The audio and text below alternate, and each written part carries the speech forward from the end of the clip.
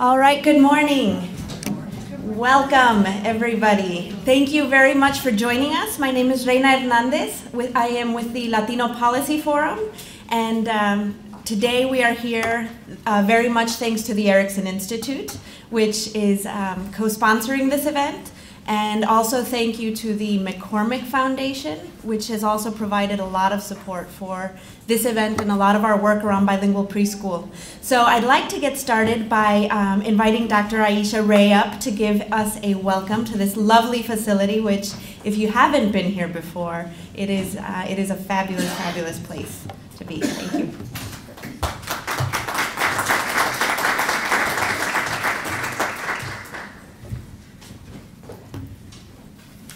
Good morning.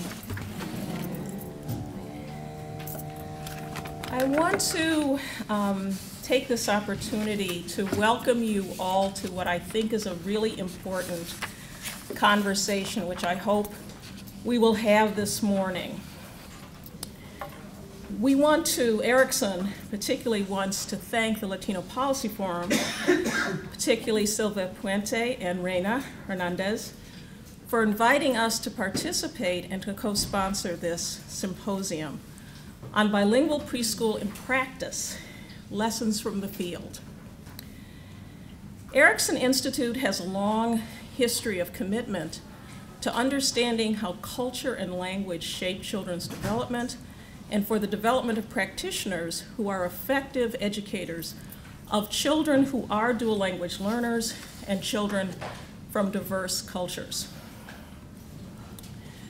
Our commitment is also to the development of very high quality early childhood programs and services for all children. And our definition of high quality assumes that all aspects of programs, policies, curriculum, pedagogy, professional development, and the engagement with families and communities is grounded in a deep understanding of the role of culture and language in the development of young children, and is based on a capacity of early childhood professionals to engage in meaningful ways and sustained ways with families and communities in supporting the optimal development of their children. Our conception of all children means actually literally that, all kids.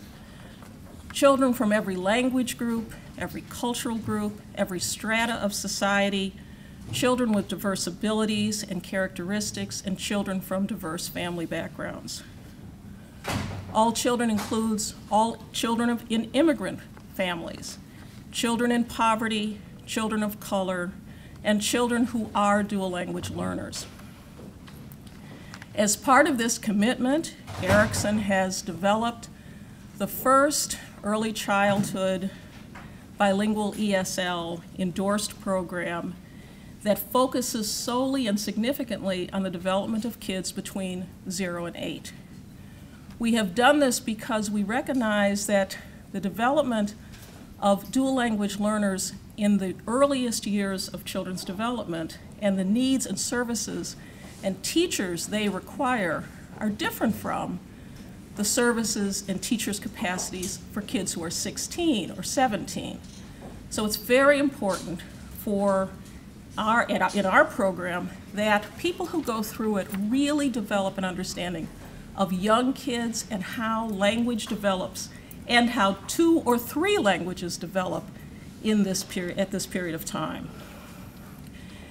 In addition, Erickson has conducted and continues to conduct research that helps to illuminate the gaps in the early childhood education system, such as the insignificant number of courses that address dual language learners in community colleges in the state. In addition, we have actively supported the development of policy changes in Illinois' preschool education system to better serve the needs of young children who are dual language learners. Because of this focus and our commitment, we are very pleased to participate in this symposium, and particularly because it focuses on 2 key issues.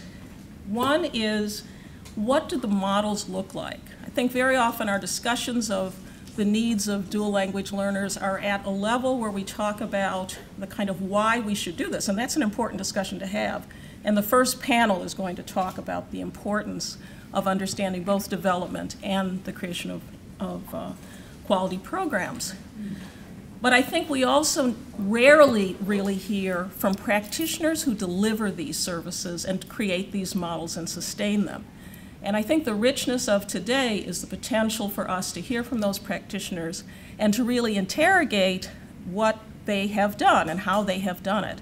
In addition, this symposium is wonderful because it gives all of us the opportunity to go out in the field and actually look at these programs in practice and to talk again with practitioners about how do you do this, what are the challenges, what are particularly the challenges both around creating curriculum, but also in preparing staff who can work effectively with children and their parents. So I want to welcome all of you to engage in that conversation, and I assume I will learn as much from all of you, and hopefully we will learn together. Thank you very much.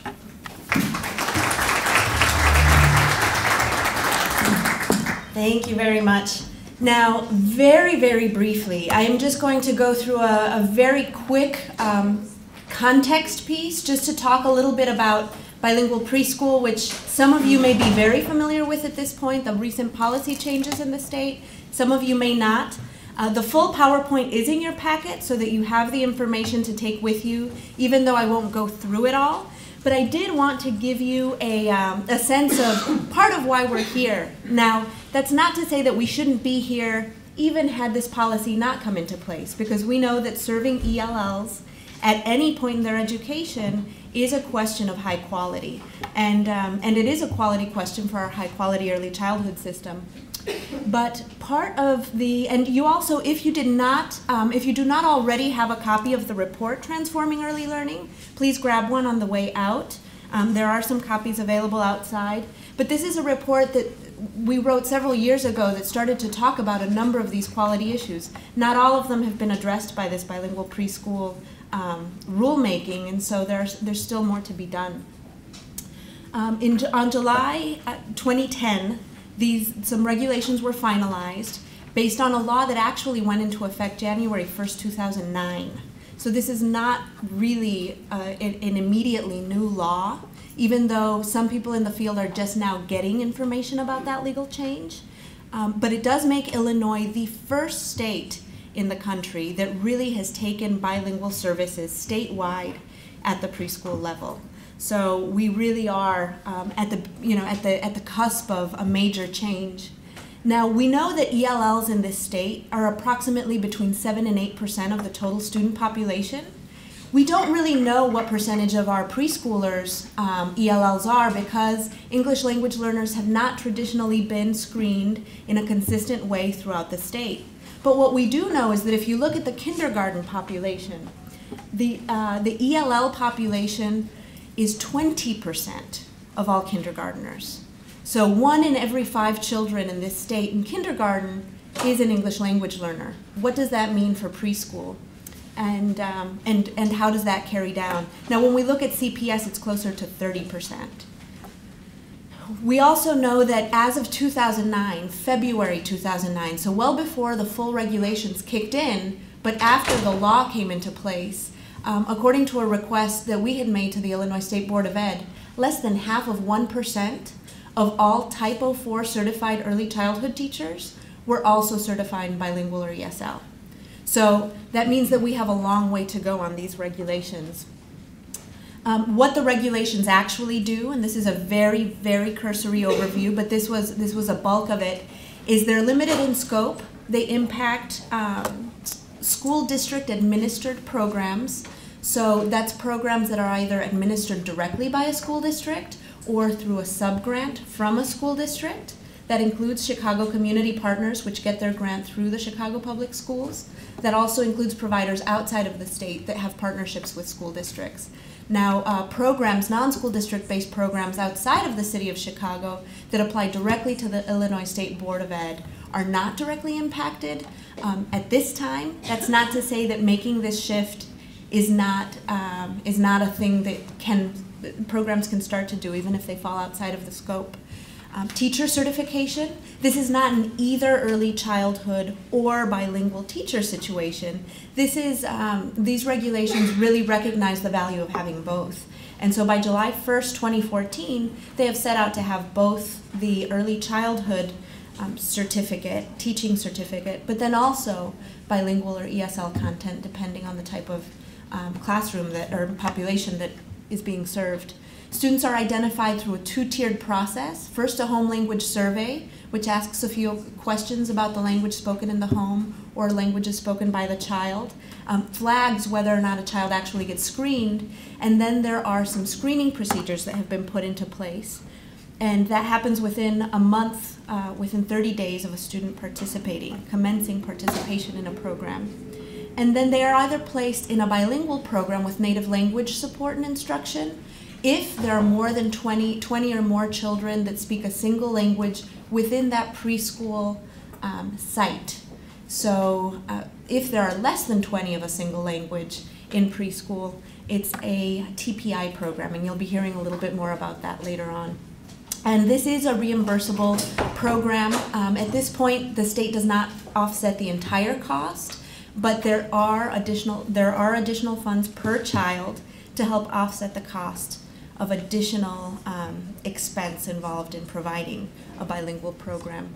These are the screening procedures, verbatim, that you have. They're in your PowerPoint. So you can, if you take a look, you'll see that based on other recommendations around early childhood, it's not a single point in time tool. It's a tool that's age and developmentally appropriate. The idea is that they're procedures that will take more content into consideration. So you have a lot more information in the full PowerPoint, but I certainly encourage you to take a look at the PowerPoint, take a look at Transforming Early Learning. And now to get to the good stuff, I would like to ask Dr. Ray to please introduce our panel. Thank you.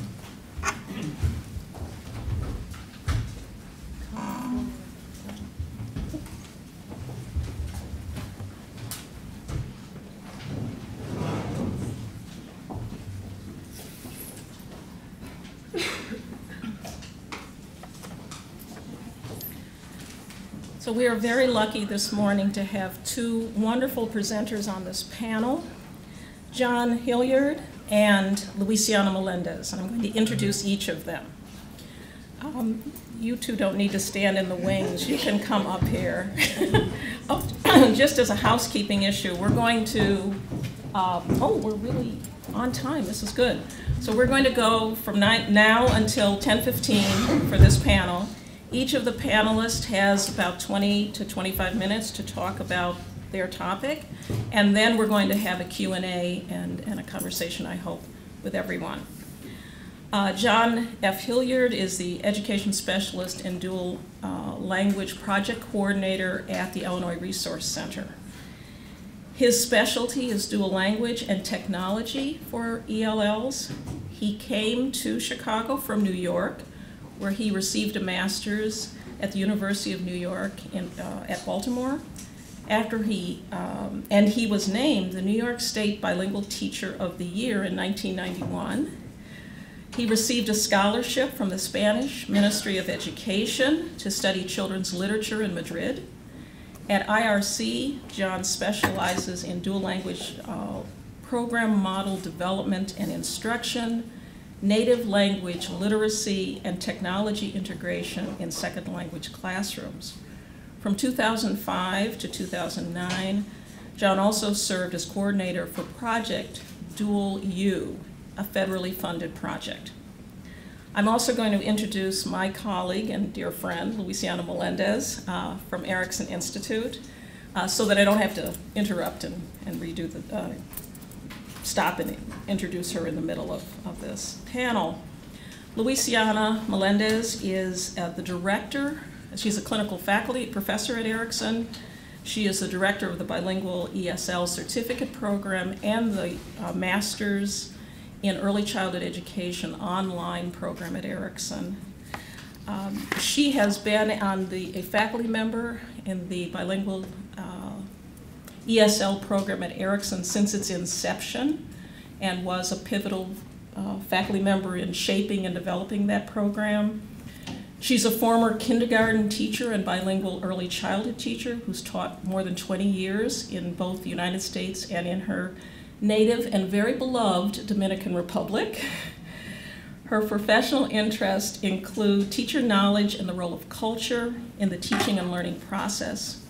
She has consulted with numerous organizations, including Bounce Educare Network, El Valor, Evanston Public Schools, and the Chicago Public Schools.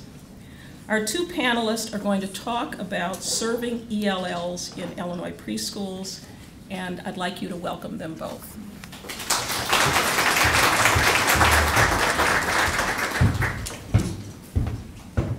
Thank you, Dr. Ray, and it's a pleasure to be here with both of you.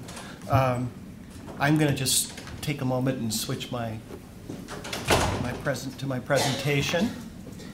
There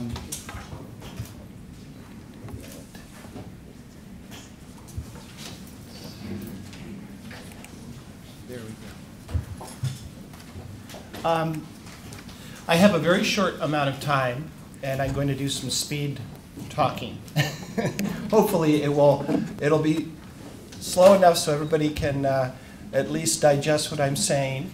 My interest mostly in coming here to speak to you is to talk to you about the continuum of services for ELLs and how the current changes in the law help students who are learning in a second language have a comprehensive and coordinated experience of their education, and how it contrasts to what was occurring before the law was put into place. But the way I'd like to start is by having you look at some vocabulary with me.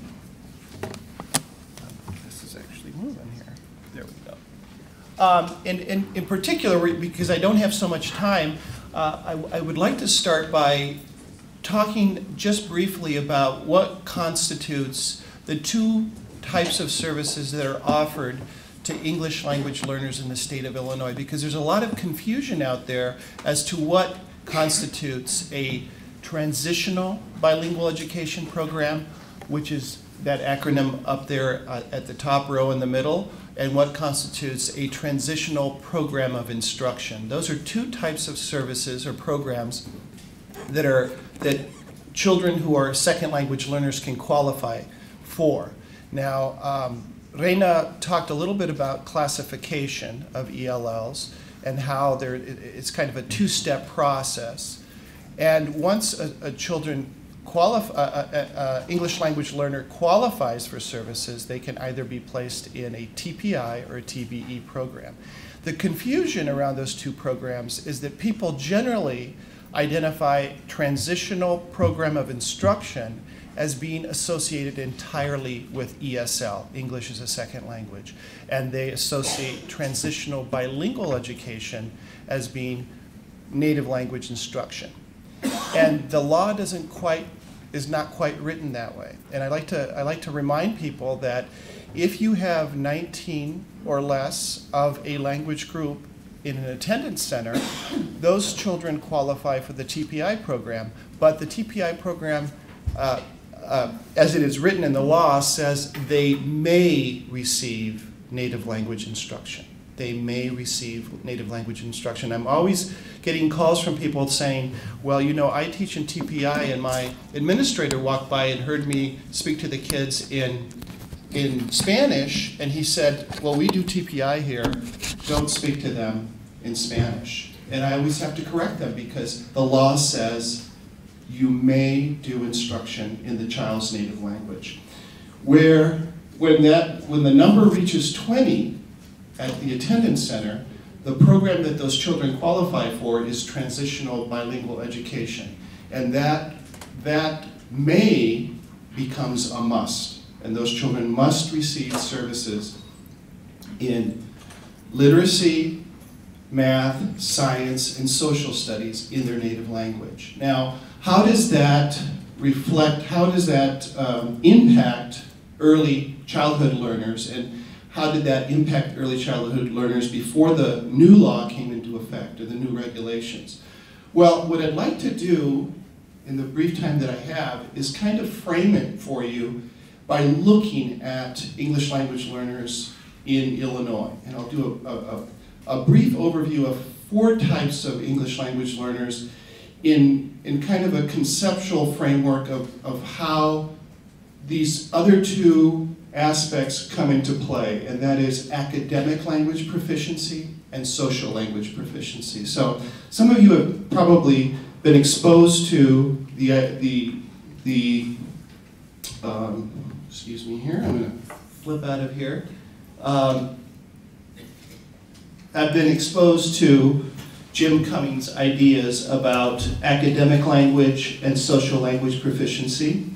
And a lot of the law around the instruction of ELLs tends to mirror some of these concepts. And I think it's very useful for us to understand where all of this comes from. So the best way I have to explain this is when we talk about social language in children, we're talking about the mother tongue, the language that they're using in social context. And in terms of second language learners, if we visualize this as kind of an iceberg model where we have aspects above the surface and aspects below the surface, if you look at this triangle on the left, that blue triangle representing a child's first language, and the triangle on the right, that triangle representing the child's second language proficiency in social language, we call those surface proficiencies. And the reason we call them surface proficiencies is because if I'm a native speaker of English, and let's say I'm having a conversation with Dr. Ray, we are automatically assessing each other's social language proficiency. I do not have to be a trained linguist, neither does Dr. Ray, to assess social language proficiency. Dr. Ray might come up to me and say, well, John, you know what, excuse me for a moment, I have to go to the bubbler. I have just assessed Dr. Ray's social language proficiency. In my mind, I've said, well, she's not really from around here because we don't use that vocabulary around here. Where could she be from if she used the word bubbler, do you think? Wisconsin, right. So I've already placed her and placed her social language proficiency. It's a surface proficiency that we're all very adept at evaluating. Now, what we know about second language learners is that if they come with no social proficiency in their second language, the process to acquire it is very quick. And so those children are acquiring their social proficiency in English in between 6 months and 2 years. Unfortunately, a lot of people make programmatic decisions solely based on social language proficiency, and that was true in the past. And they made instructional decisions based on social language proficiency. What we saw is that didn't really benefit second language learners because the more important aspect of their success in school was the other proficiency that we call the underlying proficiency, what is now being called academic language proficiency. And a lot of assessments are focusing on academic language proficiency. The best way I have to describe academic language proficiency to you guys is the ability to use language to process at a higher cognitive level. And I always give the example for myself. My first language is Spanish. I didn't speak English till I was 6 years old. I learned to read through my first language, and I had literacy as an underlying proficiency. When I came to the United States, no one had to teach me to read all over again. I took that underlying proficiency and I transferred it to the new language. I also learned to add and subtract in Spanish or through Spanish, and I had that as an underlying proficiency. And then I transferred that to the new language. Unfortunately, most of the programs that address the needs of second language learners do not do it through the first language. They do it through the second language. And when a child is developing social language at the same time that you're using that social language to develop academic language proficiency, that process is a much more protracted process. And what we're seeing is that if you do that through the child's second language, it generally takes from 5 to 7 years for that child to reach the equivalent of their peers at grade level. Now, that's not to say that a child might not come with a lot of academic language built through their first language, and that process would be speeded up or quickened.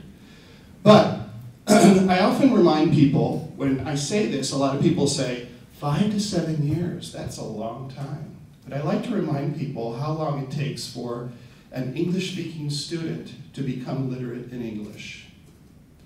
If we look at the process of acquiring independent literacy in English, through English, for a native English speaker, and we look at that very carefully, we'll see that it's a fairly long process. Let's say Johnny Jones comes to the CPS school system in early childhood. His parents only speak English. At what grade level would you expect that child to become independently literate in English? I'm throwing that out there for you. I'm going to answer that for you. Most literacy experts would believe that that child should attain literacy, independent literacy, by 3rd grade. Some do it before 3rd grade, some don't achieve it until after 3rd grade, but 3rd grade is kind of an average, right? So if we looked at that process for an English speaker to acquire literacy in their native language, and we don't even count what happens at home with mommy and daddy reading to Johnny from day one, which we should because that's pre-literacy, and we only count what happens in the public school system, and we're very conservative about that. We give that child not 1 year of preschool, not 2, which many children get, but 1. Let's look at that carefully. Preschool, or pre-K, kindergarten, 1st grade, 2nd grade, and 3rd grade. How long did it take an English-speaking child to become literate in the language that they speak? 5 years. So, when we look at the process for a child who's doing that, not through their first language, but through their second language, we can't expect that to happen faster than it would happen for a native speaker. So we never want to lower expectations for second language learners, but we want to have very realistic expectations for second language learners. Now, the other thing I want to leave you with is that when we look at ELLs, we are not looking at a homogeneous group of learners. And many ELLs outwardly and even linguistically appear to be fully functional in English when you take into consideration only their social language. But when you take into account both their social language and their academic language proficiencies, they look very much like English language learners. How am I doing on time, Dr. Ray? 7 more minutes. 7 more minutes, okay. So I want to give you, actually, since I don't have all the time that I would need, I want to look at the child that I think is causing the most challenges in the field. Dr. Ray referred to the dual language learner. We like to call these children the 2-language learner, only because in my field we have a dual language program, and often when we talk about dual language learners, there's a little bit of a confusion. So I'm going to use the term 2-language learner. And what happens with 2-language learners is a lot of people have a lot of misconceptions about 2-language learners. And I'm going to skip through, if you have your PowerPoint, I'm going to skip through all the way to the child that I call Pablo. So Pablo is very typical of the type of student that would arrive into the CPS system early on. That is, if you were to have a conversation to assess this child's social language proficiency in English, or in Spanish, in their first language, you would have a conversation with this child, and he would produce Spanish at a social level. He may not speak like someone who is newly arrived from Mexico, but he does use Spanish for social purposes. Now, I get on my soapbox when people say, well, he speaks Spanglish. I always like to remind people, there's no such thing as Spanglish. It's a myth. People either speak Spanish and insert English vocabulary in their Spanish, or they speak English and they insert Spanish vocabulary in their English. But no one speaks Spanish and English grammar at the same time. It's not possible. So you have to listen to these children very carefully, and what is their production. So when he does speak Spanish, it might sound like this, ayer fuimos a McDonald's y mi mamá me compró un hamburger y luego fuimos a Target y me compró un G.I. Joe. There's a lot of English in that Spanish, isn't there? But that's still Spanish. So he does speak Spanish. Now, I assess his English through conversation, and if I hadn't ever met this child and I was speaking to him on the telephone, he speaks English like a native speaker. There's no accent. There's no way to determine that he is of any ethnic origin whatsoever through. His social English is native-like. So that's what he looks like in terms of his social proficiency. Unfortunately, when we access academic language proficiency through formal assessments, we realize what huge gaps this child has. He does not function very well or process very well through either language. Now, what we're starting to see is that this child is really the two-language learner. And what's not being addressed in a lot of the programs are his needs in either language, because many of the programs attempt to identify the child as dominant in one language and transition him to the other, which really handicap him because he starts learning from the very beginning as a two-language learner. And he should be supported as a learner in both languages from the very beginning, because his strengths don't lie in English or in Spanish separately. His strengths lie in both together. So with that, I'm going to end right there. Did I hit the mark? Yeah, I'm impressed. Okay. I'm sure there's lots more questions, but we'll leave them till later tonight. It's a pleasure for me to pass the microphone on to Dr. Melendez. Thank you.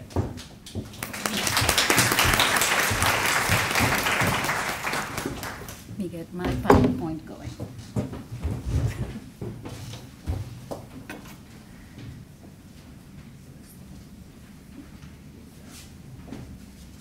The mouse? Oh, the mouse. Thank you. Those.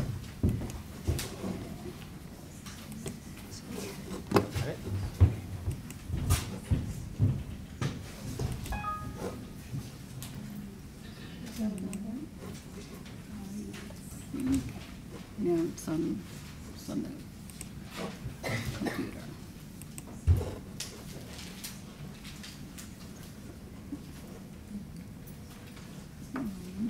It's not showing.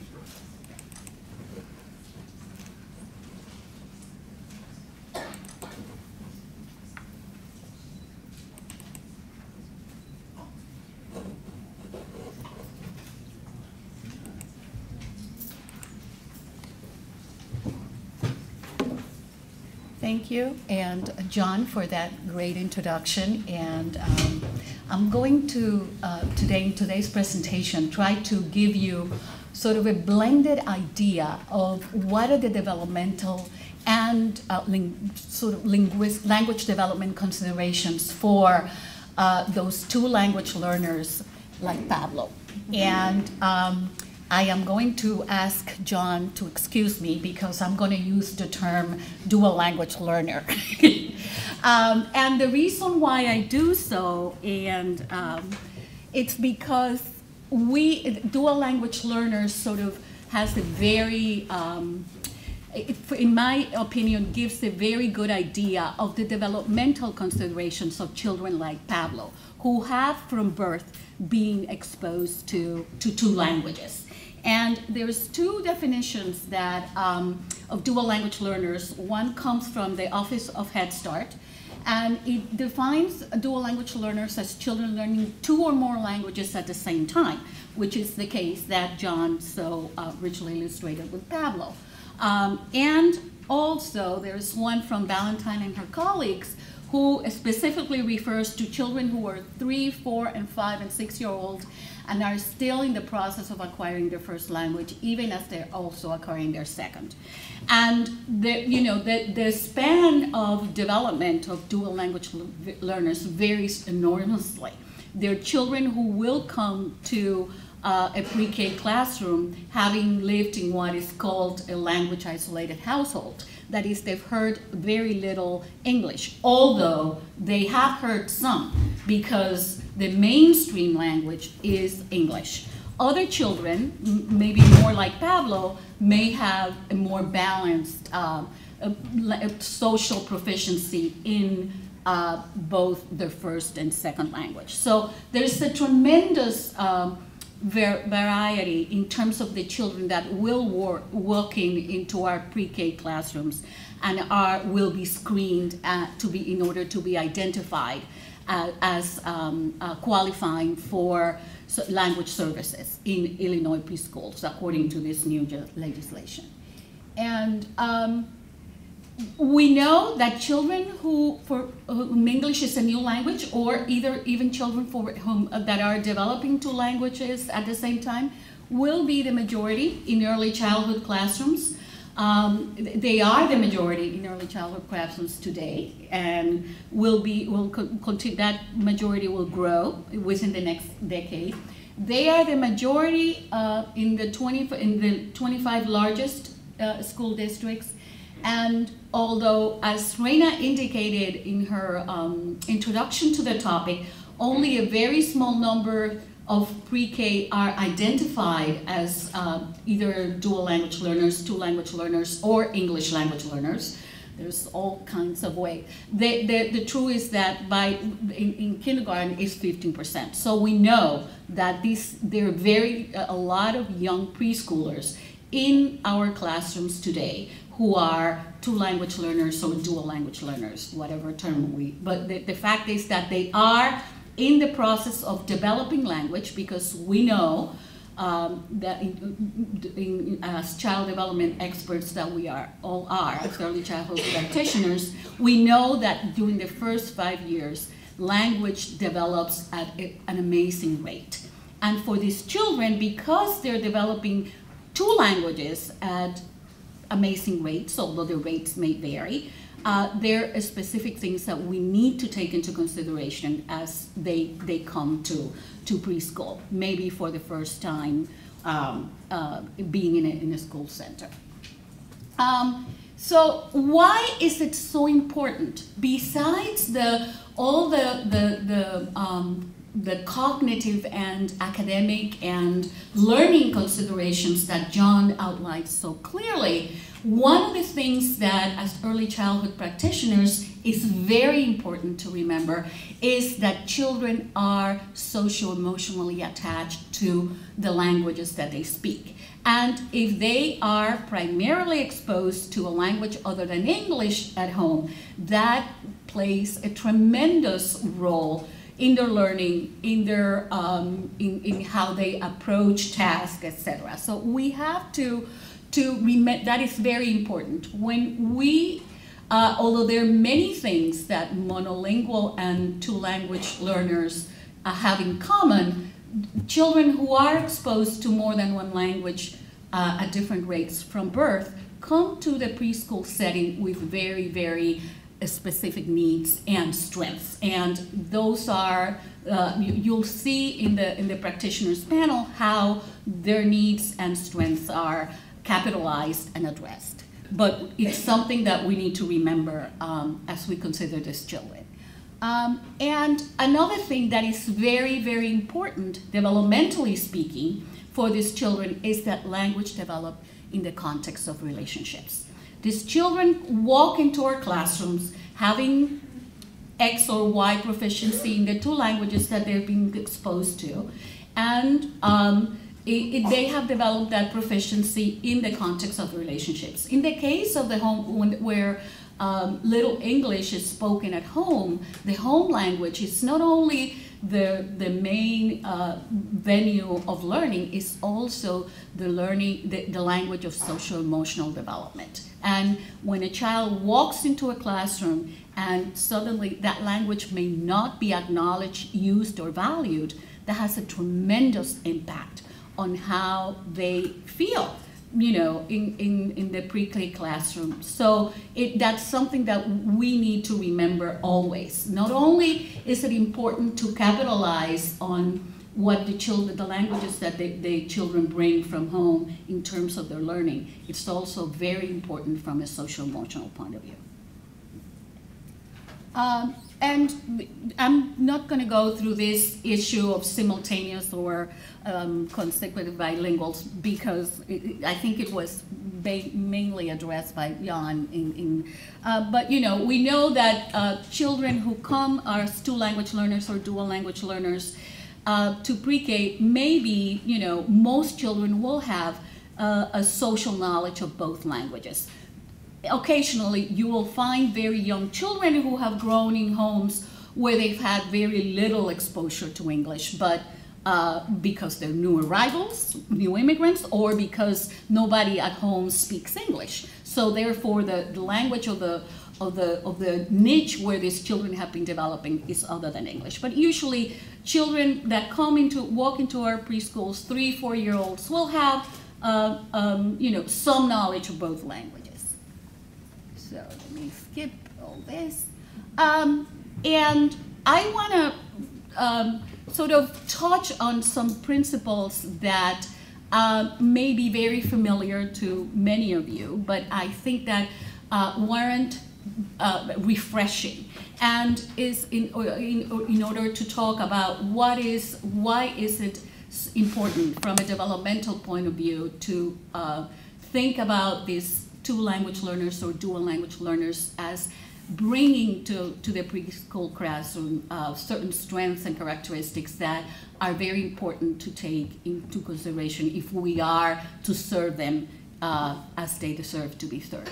And I'm going to go through very quickly. So some of the accepted wisdom that we know from the bilingual education field that applies to children across the board, whether they're young children or they're older. We know that early bilingualism is susceptible to changes, and that children, in order to develop both language, like Pablo, who comes to school having a pretty, having strengths in both languages, if he stops receiving support in one of the languages, he will not longer be a bilingual or a two-language learner. He will become maybe English dominant and will lose. And that, because of all the social-emotional and developmental considerations that we've spoken to, would have a tremendous impact on his future learning. We also know that children use their prior knowledge to learn a new language. So rather than pay no attention to the fact that this child has strengths in a language other than English, we should use that to support the strengthening of a second language and continue to develop the first. We also know that there are different cultural patterns in language use which may enhance or impinge learning a second language. Each language, because language and culture are so intrinsically tied, has not only a vocabulary and a grammar and a syntax, it has a way of being, of setting rules for how we talk to people, how we communicate with them.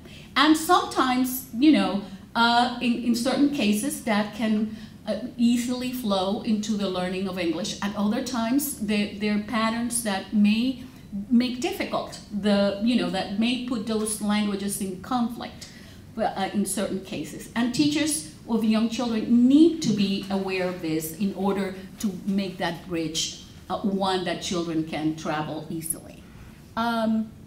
The second language development is facilitated by authentic opportunities to communicate meaning. Just as children learn a first language because there is a need for communicating, the same applies to second language development. They're not going to learn without meaningful and relevant opportunities to use that language. We know that it's easier to learn a second language when one has a strong background in a first language, and I think John and I are perfect examples of that, because I didn't learn English until I was 13. So I did all my early schooling in Spanish. Children must become proficient in the academic as well as the social language, something that John made so clear with his example of Pablo.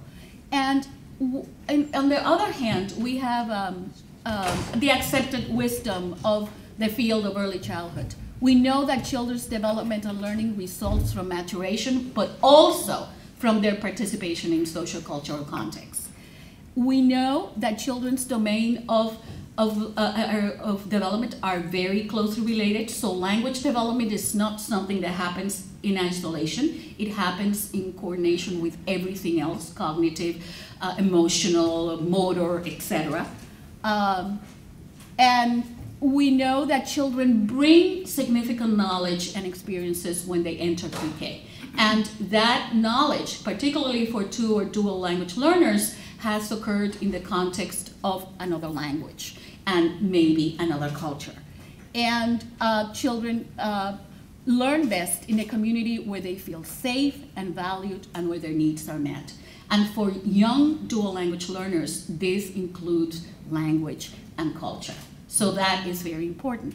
So in order for us to reach best practices, we have to take the wisdom of the two fields and consider them together.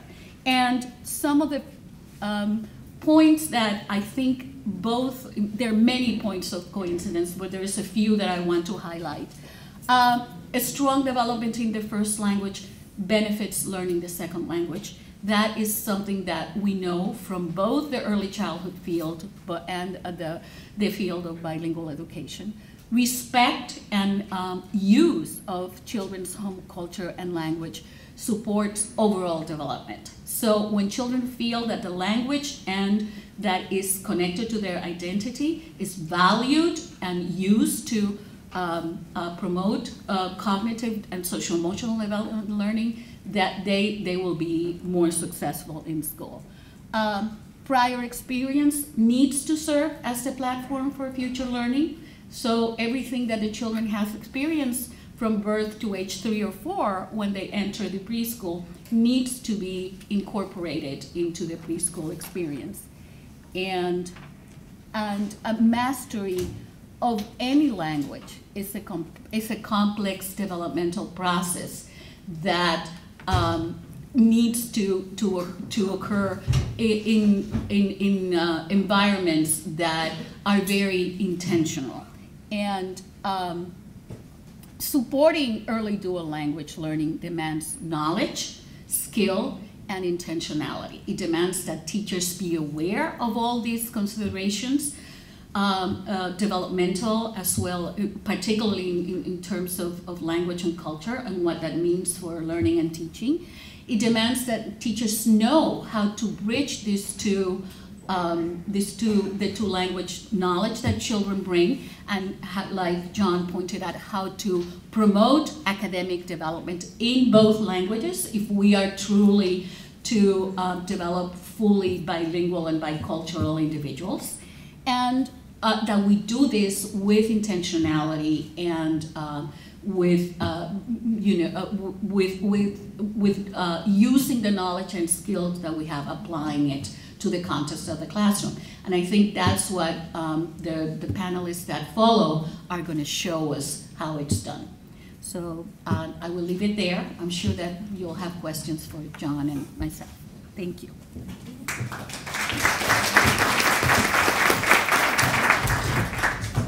So now it's your turn to interrogate and talk with our panel. So are there questions? And I'm going to come down and, or, I can go ahead okay. and take a mic around if I'd like to. So are there questions for Luciana and John? I believe I can actually use some of these This is- if you'd like to. Oh, okay. That one. Yes, If they're on. No, thank you.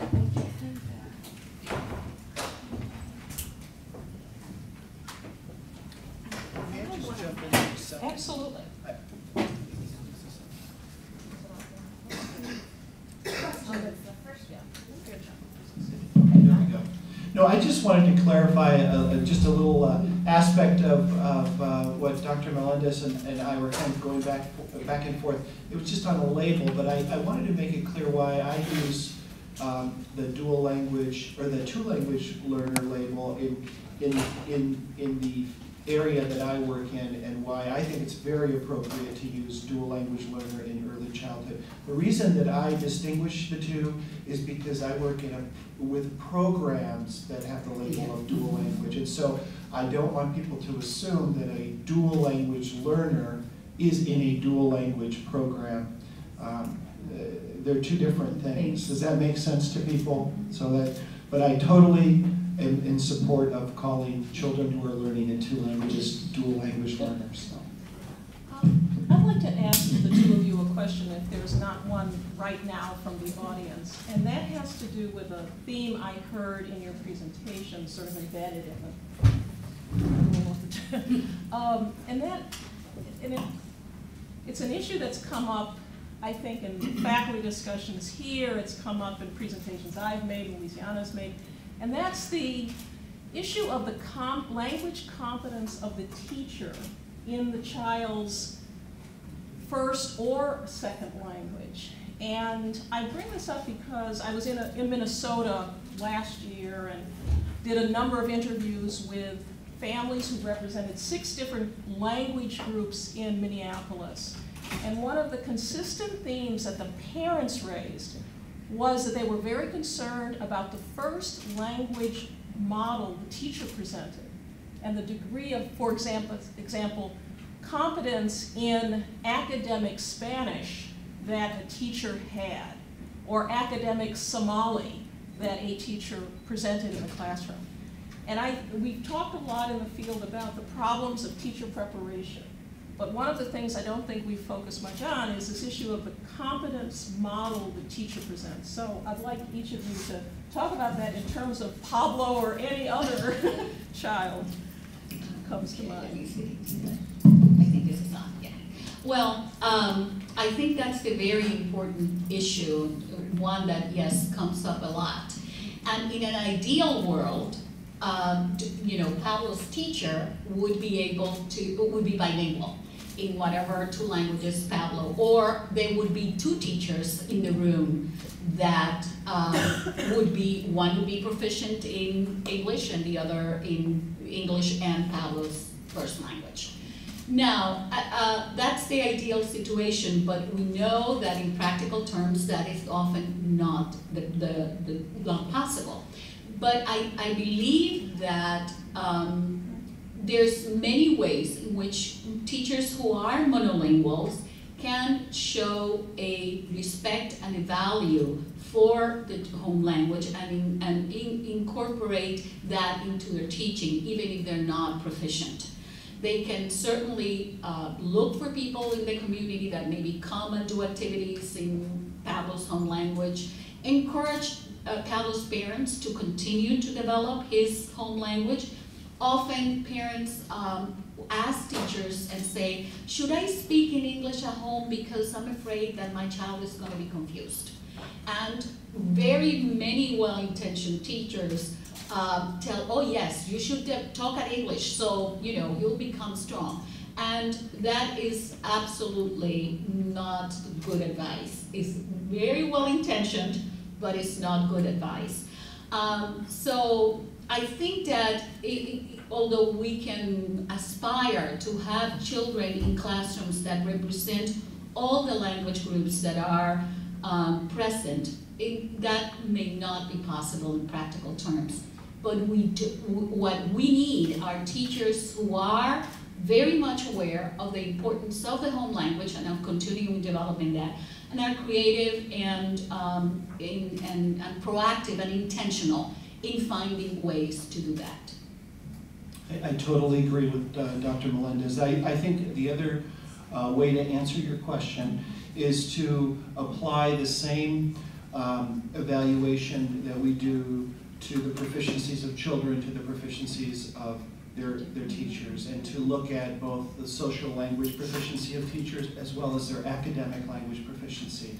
And what we see in the real world, which I always like to talk about the real world, is we have excellent teachers who have grown up here in the United States that have strong social proficiency in Spanish, but never have had the opportunity to do academic learning in Spanish. They have become our bilingual teachers. They have social language. And we may have, on the other end of the spectrum, excuse me, an instructor who comes from an English-only background who did a lot of academic learning in Spanish. They don't have the same social proficiency in Spanish, but they have a higher level of academic proficiency in Spanish. You know, that seems to be ironic to people that these two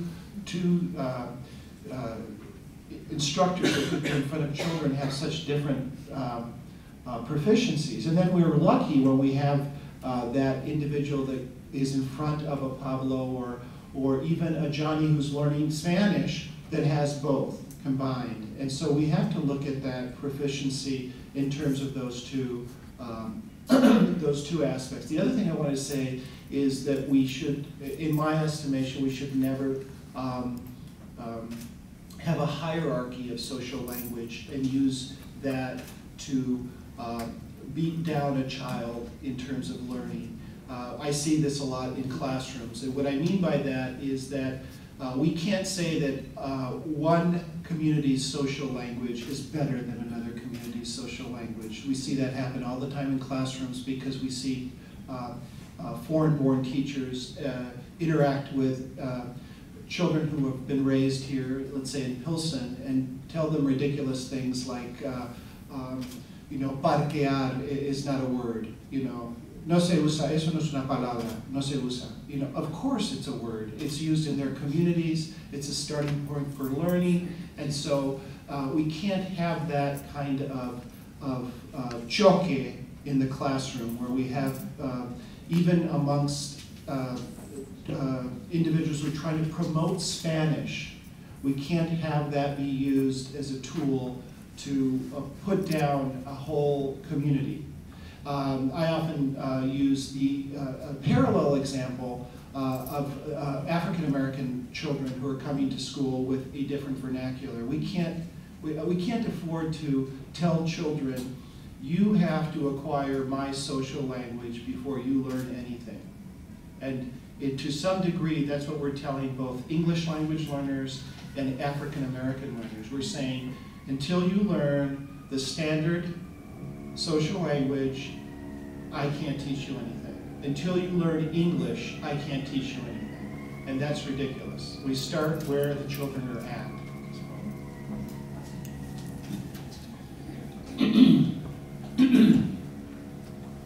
There are three. Luz, can you speak up loud enough to be heard? Luz is ready. Luz, can you, just shout. I don't have the loud voice. Oh, okay. I think the real issue is, this is where the rubber hits the road, is what should the children be taught to, their pre-literacy, and what language should it be? I've seen a lot of well-intentioned teachers, they might be reading in English and then the same page, the assistant will read in Spanish. So I see them teaching the alphabet in English, and there's a lot of misinformation that is given to the children. There's not a real clear direction of in what language should the children be taught to read, what language should the pre-literacy activities take place in. I've seen teachers do the word wall, and you have things like a hard J, a jar, they have a picture of a jar, and they say, well, your name belongs under this J even though the child's name is Jesus, because the words in J are soft. There's a lot of confusion for the children that when you start to explain the English and the Spanish, I mean, it gets a little bit confusing for children. Great. Okay. This is, I'm going to throw out something for you to think about. We described the differences of along this continuum of English or second language learners. I want to reframe it and think of it as second language learners because we still have children who participate in dual language programs from an early age who are coming from English towards bilingualism in English and in Spanish. And we have on the other end of that, we have children that are newly arrived immigrants or children who come from households where they've been isolated in the language in Spanish, and they're coming from that end towards bilingualism. But then we have this group that arrive in school and they are already social bilinguals to some degree.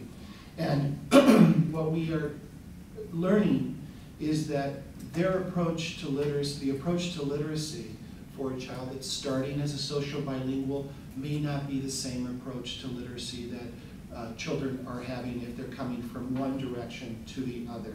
What I mean by that is they already have the sounds, the sounds of both the systems already accessible to them, whereas the children that are coming from both ends don't. They're acquiring that social language. So what we're trying to do is to find out what are those common elements between English and Spanish that we can use from the very beginning to kickstart the literacy process for those children who are coming as two language learners. So to spend time and look at features of language that are very distinct may not be the best way to start.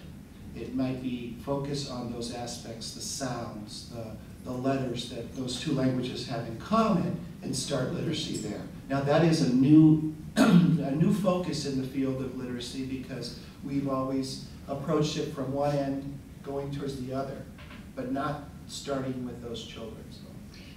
Yeah, and I think that the fact that we're acknowledging that we have these two language learners with very different needs than maybe the monolingual child English speaker that is in a dual language program learning Spanish, or the Latino Spanish speaker who is learning English. I think it's a very welcome addition to what we know about literacy.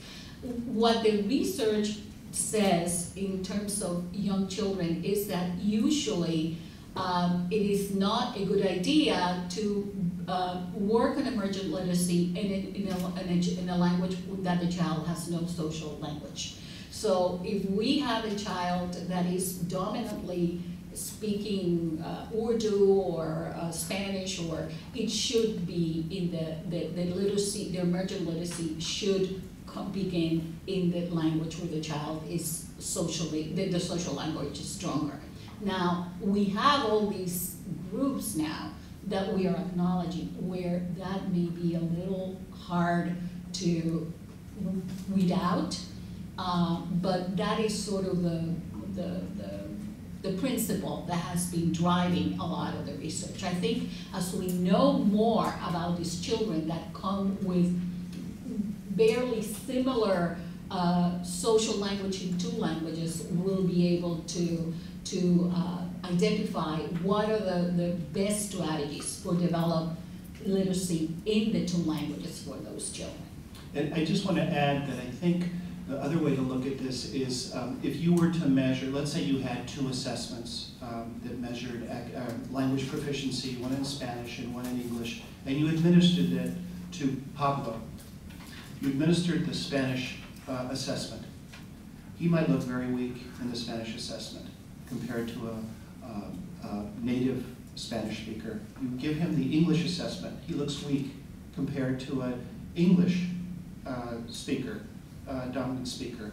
But if you had a bilingual assessment, he might look much stronger than in either one. And so a little preview for you is I've had the pleasure of working with the consortium, the WIDA consortium, and now what they're doing is they're coming up with Spanish proficiency or development standards, and as part of that, a bilingual development standard, so that you can measure the strengths of these children with both languages together. What are they doing between both languages? One of the easiest things, examples I can give to you is children who are two-language learners do things that monolingual children do not, right away.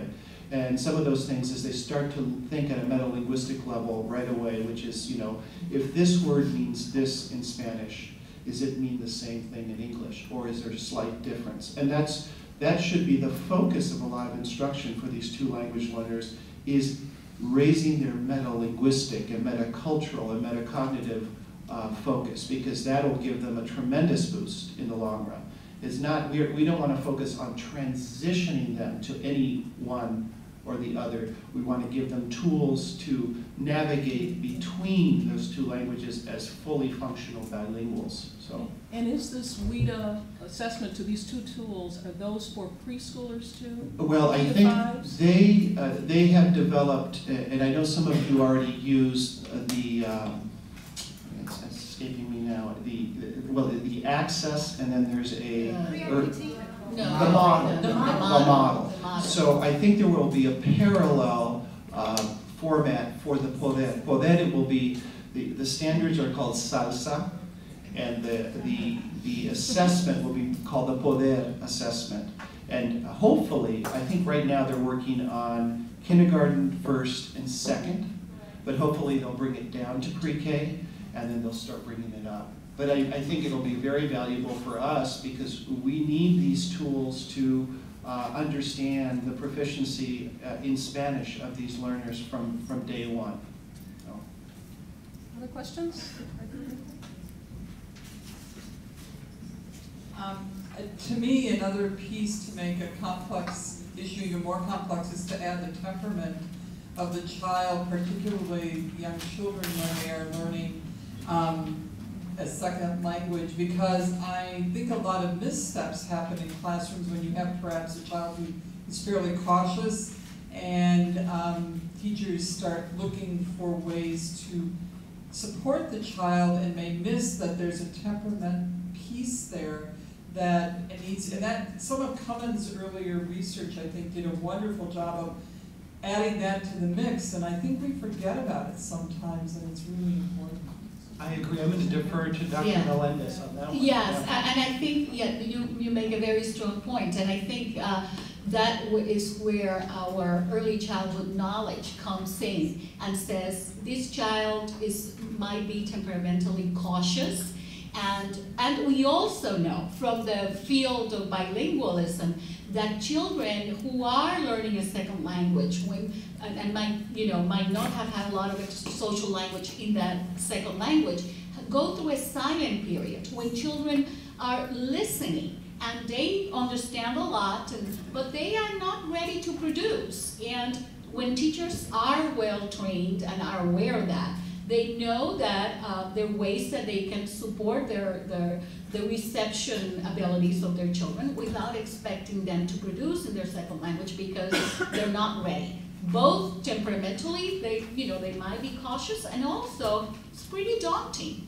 to be in a setting where you don't feel, if you're 3, 4, and 5, that can be pretty amazing, and you need some time to grow into it and to feel safe and comfortable in order to produce in your second language. Yeah, and I've seen that when they get into the primary grades, sometimes with the rush to, put a child into some kind of support services, what then happens is this silent period or cautious temperament, there's a rush to put a label on a child, and that's where a lot of damage can be done. Go yes. way down the road to diagnosis, and there are other ways to determine that the cognitive processes are fine, they're just not speaking quite yet. Exactly. Yes.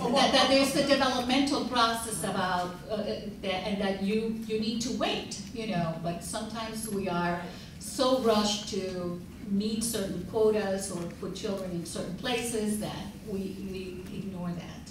I think also, just to follow up on what you're saying, I think the long-term impact of ignoring a child's needs affects their personality, or the way they express their personality. And I think if you take the example of a Pablo, if you think of social language and academic language as the two legs, the two linguistic legs that they stand on, and to be successful in life and in school, if a child does not have the ability to develop one of those legs, that other leg, I often use the example of the para-athlete that runs the 100-yard dash on one leg. If you look at that one leg is very, very developed, very strong, whereas the other leg is missing.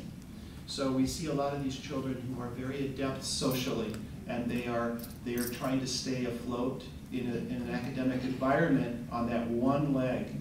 And so that one leg can be a benefit, but it's certainly not going to help them be completely functional in an academic environment. And sometimes we see these what people label as behavior problems or learning disabilities manifest themselves in children who have never had the opportunity to build these linguistic strengths in two areas. So, and it's actually what some of my university students report, because of the way they were supported or not supported, that they don't feel competent, fully competent in either language, and so they have felt that, and they will express it to me. They weren't supported fully in either of them. mm-hmm. So let us move on to another question. Yes, two questions actually. The first one is, when will Poder be available? And the second one is kind of a comment too. The whole notion of intentionality is such a hard one to get at in the teacher preparation sort of venue, because there's so much of that social emotional attached to that. What are some ways that you tap into that in your program to really help engage individuals in thinking about that and how they actually put it into action in the classroom? Well, I can answer Poder very quickly, and I'm more interested in hearing about the second question. Poder, and I think Robin's back there from the state board, and she can probably give me a better timetable, but I think it's an 18-month grant, am I correct? 18 months, and federally funded project, and I think it may even be a third into the project. I think they're going to pilot the standards and the assessment maybe in the fall or early spring of next year, and hopefully, cross your fingers, we'll have something to work with next year. So. But John, we're hoping to have at least the standards and the instruments at least pulled together by the summer of 2012. You know, where that goes from there, this is another question. Right. But I think the hunger and the desire is there in the field. Yeah, yeah. Okay, in terms of the intentionality, I think that one way that Erickson tries to get at that intentionality is giving teachers, through observations, assignments, readings, etc., the knowledge to be able to identify what is it that these two language learners or English language learners are doing. What is it that their behavior in the classroom, their performance in school tasks, what is it saying about both about their development overall, because we are, after all, it's a graduate school in child development, so we're big on that. But also, what is it saying about this child's learning and cognitive development as a two-language learner? And how can what are the things that I can identify that this child is telling me as a developing child? And then we try to give them the tools, the methods, the skills to be able to respond in the classroom. We do a lot of particularly, for example, our students in the Bilingual ESL certificate program, doing their last 2 semesters, do an action research in their classroom, which is focused on a teaching issue. because most of our program participants are teachers.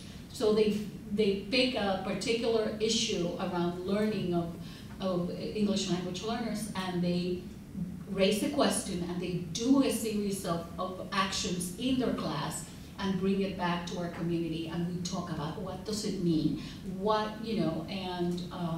that is a process that, because it's a year long and they do it within the context of their practice, we have found to be very effective in terms of developing intentionality. Well, I want to thank the panel for their excellent presentations and thank the audience for participating also. And we're going to move on to the next panel. Thank you so much. Sarethel and Grace, please go ahead and take the stage.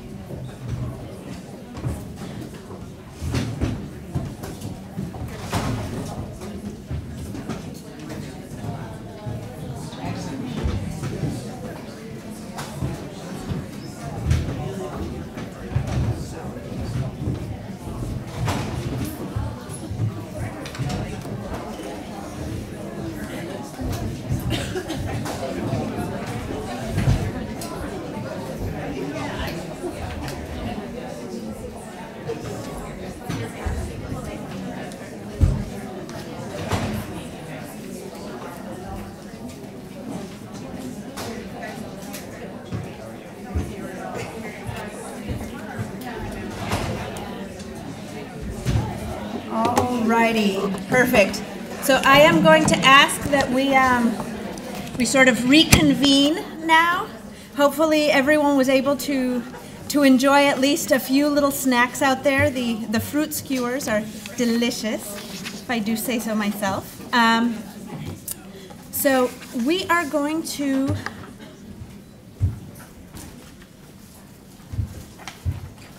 now I'd like to introduce one of the reasons why, or one of the ways that we put this program together was really, and I've heard many comments already, this could easily be a full day, right, of programming. I think it could easily be a mini conference in and of itself, because there's so much that's packed in there. So next time we invite John, we'll make sure that it's for more than a 20-minute presentation, right, because he has so much to say in Louisiana. But we did want you to hear both sort of what is being said in the research, in academia, how these things are designed, shaped, but then have an opportunity to really bring it down to the practice level, because a lot of people, as Dr. Ray had mentioned earlier, are saying, okay, fine, we get it, it makes sense, but how do we actually do it? Because when it actually comes to practice, this is a lot more complicated than it sounds or than it looks. So that's why we have some very, very expert panelists with us today, which will talk a little bit about that. And as I mentioned already, one of the sites, Erie Child Care Center, there actually will be a site visit with tomorrow for those of you who RSVP'd. And then hopefully in May we will be doing a site visit with the other two sites as well. So there will be an opportunity for at least some of you to be able to see what it looks like in practice with real children. So yes, that is fantastic. So I'm going to do very, very brief introductions for our panelists, but then I'll let them introduce themselves a little bit more and tell you just a little bit more about themselves. So we have Grace Clear with us, which is the Associate Director of Child Care at Erie Child Care Center. She has 23 years of experience in early childhood, has a bachelor's degree and a Type 04 teacher certification, so that Type 04 in early childhood, as well as bilingual, bicultural. And she will be talking to us about Erie, which is a center-based program. We also have with us Tracy Young and Sarethel, is that? Sarethel. Sarethel Burnett from the Carol Robertson Center. Tracy is site director at Carol Robertson, and she also has a background and forgive me for getting this right, but she has quite a bit of experience and actually has a background, her master's in early childhood from Erickson Institute, as well as her bachelor's of science from Loyola University. Sarethel is the VP of Community Development and Operations, is that correct, at Carol Robertson, and has her bachelor's from Loyola University in Chicago and her master's of education from the University of Phoenix. And finally, we have Marta Moya from Belmont Cragen Early Childhood Center. And Marta has been very active with us on this issue of bilingual preschool as well. She has been working in the field for 26 years, holds a bachelor's in early childhood and elementary education, and a master's of ed in early childhood leadership and advocacy from National Louis, as well as a master's in educational administration. Right. So with that, I would like to turn it over, and I think we will be starting with Grace, then we'll move to Tracy and talk about Carol Robertson, and then end with Marta. Now, the structure for this panel is we're going to have a brief overview from each of the centers. Then we'll go into a moderated Q&A with really talking about different topics as they impact every one of these centers. Then we'll open it up for the audience questions. So hopefully we'll cover a lot of it at the beginning, but then all of those additional questions that you have, we will get to. And with that.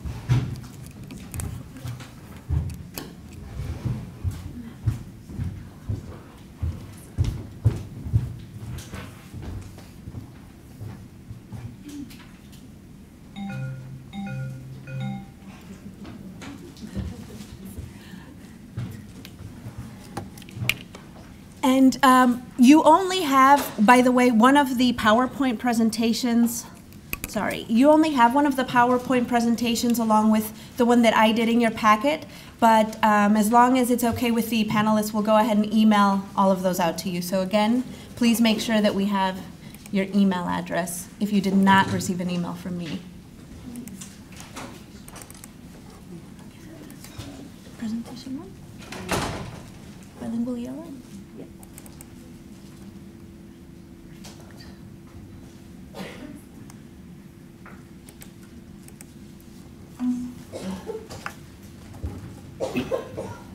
Thank you, Rena.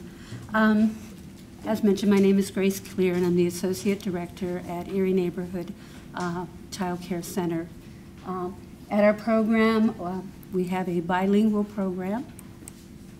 In our Erie House has been around for 141 years as a community service agency.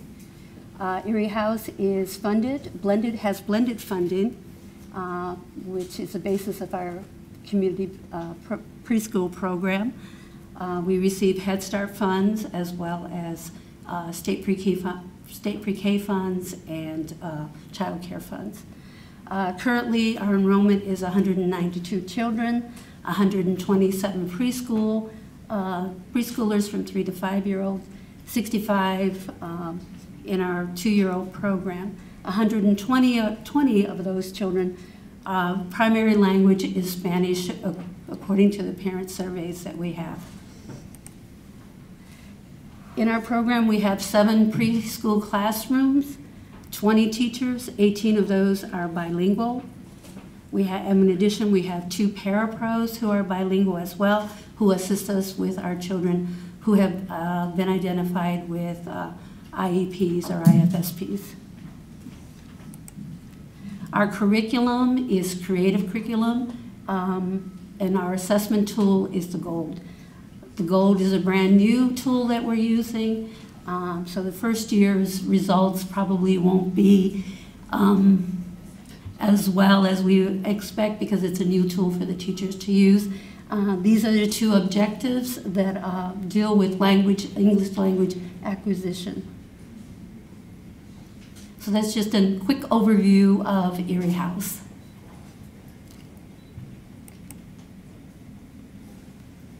I do want to show you, can I? Yes, just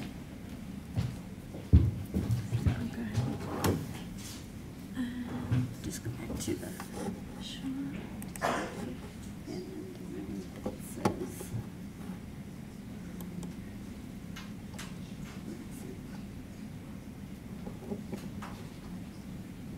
PowerPoint? No, video. Oh, a video. Yellow? This one probably.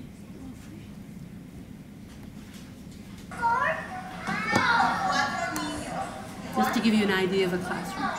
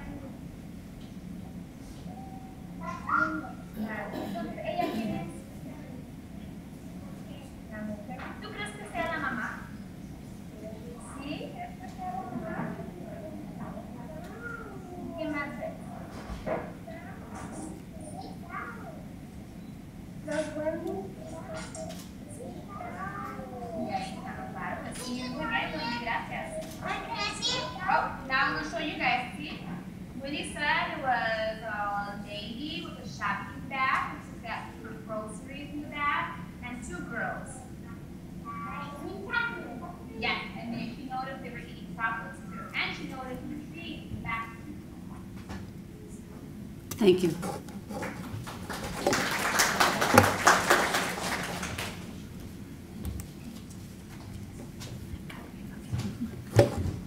right. So, do you want to come up or stay? Stay there. It's up to you.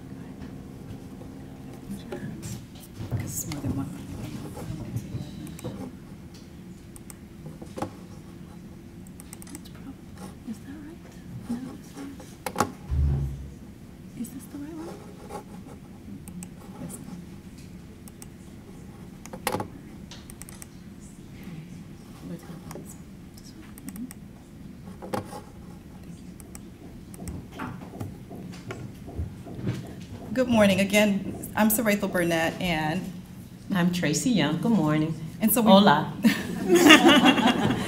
We briefly wanted to talk to you about Kell Robertson Center for Learning in our program. We started about a year ago. We're in our second year of our program. And what we wanted to do was start off again by saying the reason that we decided to do this is we're very similar in size and scope to what you just heard from Erie House blended funding, using the same curriculum structure, creative curriculum, and the goal. But what we also knew from Kell Robertson Center for Learning is that our demographics had changed over time, and we were serving more children who were English language learners. And so when we had an opportunity to work with the Relay Project, which is reflective learning in action, we decided we wanted to use that opportunity to really study and try to figure out how we can better serve all of our children. And the outgrowth of that is what we call our Bilingual Immersion Program. And for us, why bilingual immersion? It was because, again, we wanted to serve all of our children well. And our overall goal for that was to develop a comprehensive and consistent dual language program. We had already launched into having both an English-speaking staff member and a Spanish-speaking staff member in our classroom. But what we had not done was put the framework or model around that. This gave us an opportunity to do so.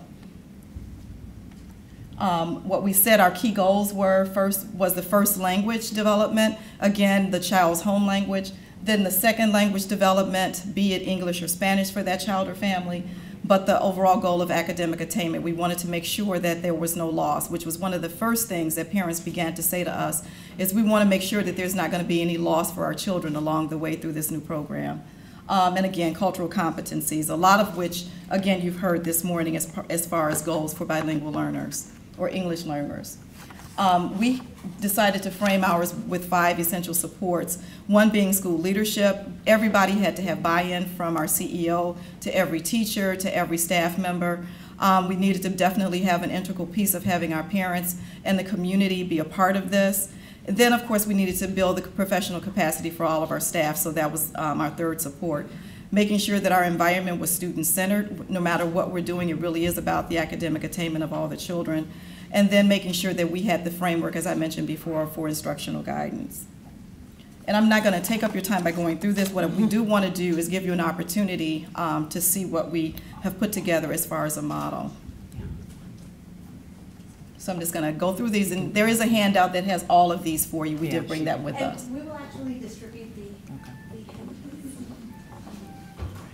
So do you need to pull up another No, this is Hi, and what I'm going to talk about is the actual model. And the model that we chose, we have, we serve a community from 0 all the way up to 12 years old. So the model, as we said, we used the relay money, and what that allowed us the opportunity to, you had to choose a project that would have a systemic change throughout your organization. So we didn't want to just start with the 3 to 5 year olds when you start acquiring language. As you know, language begins at birth. So we wanted to do our project going all the way from 0 all the way up through 12. So what we did was that we chose 6 classrooms, 1 infant toddler, 1 toddler, 2 3 to 5 year old classrooms, and 1 school age room in 1 site. We have 3 sites. We did it with 2 sites. We did 2 half-day classrooms, one at one site, one at another site. And again, in the second site, we only did the 3 to 5 classrooms the first year. We're now in our second year. 1 whole site, which is my site, is the entire building from 0 to 12 is doing the model. And at the other site, we have 6 classrooms. What we did with the what it allows you to do when you just take a few classrooms at first, you get to reflect, revise, reflect, revise.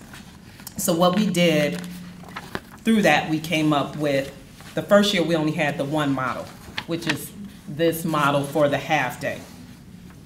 What you did, you had to assess your classroom. And I think one of the presenters talked about that, where you assess them through the social context and the different, I guess the tool that CPS uses. So it was very very, not real technical, but very generic. And then you talked about the concept of language acquisition. Well, the first year we spent a lot of time dealing with parents and getting parents to understand the concept, because as you'll know as early childhood professionals, if you do not, especially in the early years, if you do not have the parents' trust and understanding, you can do whatever you want with children all day, it won't work. So we spent about 6 months actually working with parents, laying out the concept. We had a consultant come in and not only train the staff, but they also trained the parents about the concept of what we wanted to do. The parents bought in. Our main concept was that we do not want them to lose their home language. We're approaching this as a strength-based approach, even with the teachers. We want to build on the capacity that we have bilingual teachers that may or may not have the capacity to do academic and social, but we know that they can speak the language. So we started off with a clean state of everybody working from where they were at. So we want to keep the home language going. So what we did was like we said, in each classroom, we have 13 classrooms. There's a bilingual teacher in each classroom. So the teacher, in this particular model, for the half day, there you go. On Monday and Wednesday, they speak English all day. On Tuesdays and Thursdays, they speak Spanish all day. That's the half day model, 4 days a week. Free choice time every day, say what you see. That's a concept from just basic literacy, because we also were, we had to have the teachers and the parents know that learning a second language it follows the developmental process of language acquisition. You have to label things. So seeing what you say allows you to see what you say, and the teacher is seeing what they say in their native language, whether it's English or Spanish, the children throughout the day. So they're doing that. That's for doing the free choice time. But on the Monday and Wednesday, when they're speaking English all day, they're doing, and this is in the 3 to 5, because I'm going to show you what they do for infantile, but they're doing the concepts in English all day or Spanish all day. Now, that is a little uncomfortable for teachers because they want to make sure that children are learning. However, this allowed me to grow. It allowed the classroom to know, because you have to, children learn by repetition. And if you keep saying it, they will get it. Because we had the opportunity of, and Sir Rachel's grandson was in the class, and he speaks no Spanish. But by the 3rd week, his mom wanted him to get ready for dinner, and he was like, "Today is Spanish Day. You have to ask me in Spanish." And she's like, okay. He was like, "No, today's Spanish Day. You have to ask me in Spanish." And he didn't do it. He went and put on, because what we do also is give them resources. He went and put on the Spanish tape and like, "This is how you say wash your hands in Spanish." And then he went and washed his hands in Spanish. So those monthly meetings with the parents, with the teachers, being able to share those stories allowed them to keep doing this after several months, because they were really getting kind of discouraged. I don't know if they're getting it and this and that, but after that they did. The second model that we have is the full day ECE. And on Monday and Wednesdays, during the 45-minute small group, those of you for CPS, the instructional time, they do only English and Spanish. So the English, how it's set up, the English teacher they have 3 activity areas. They do the concept, because now in 3 to 5, you're trying to get more into academic learning, content learning. So they're doing the same activity in 2 areas, one in English, one in Spanish. The children that speak Spanish as their first language, they sit with the Spanish teacher first and do the concept in Spanish. Then they go into the second group with the English teacher and do it. Again, they're doing the free choice time the same way, and they have to do at least 5 exchanges. Tell, ask. And the reason we're asking that, because again, it's about literacy development as well. whether it's English or Spanish. If anyone has ever did anything, any observations in literacy, we don't really talk a lot to children during ECE time. A lot of times we're doing instruction. So we want to give them that social language. We want to give them the labeling of what items. We want to build vocabulary. So that is built in for both the English and the Spanish, teacher. And they do them in both languages. If you are a native speaking Spanish teacher, you're doing that in your native language with that child. The same way with English. The third model is the infant toddler model, in which this is a little different because a lot of the teachers, we had 3 great teachers that took the information, because we had a consultant come in and this and that, but and the consultant talked a lot about 3 to 5 and above.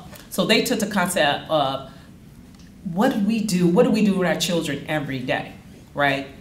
So if you know anything about language acquisitions, doing infant toddler is just about hearing the language. It's not necessarily about getting the academic, it's about hearing the language. So what they do is that they set up their areas and they rotate from table to table. Now they have different activities, but the teacher who is doing the instruction does it in their language. So the child is doing the activities and they're saying it in English and Spanish, whichever one. If the child answers them in English, they answer them in English. If the child answers them in Spanish, they answer them in Spanish. So they're doing that. Same thing with the circle time. They do the home language morning and afternoon, which is a difference because you got to hear a lot more language in infant and toddler. Then the 4th model is our Monday, Wednesdays, our school age programs. You either have school age, we have the after school, and then we have the full day model. But it sort of mimics the early childhood model, and the difference with this is that we do a little bit more, try to be a little bit more focused in the academic area of that. These are our resources. We do have the books up there. Thank you.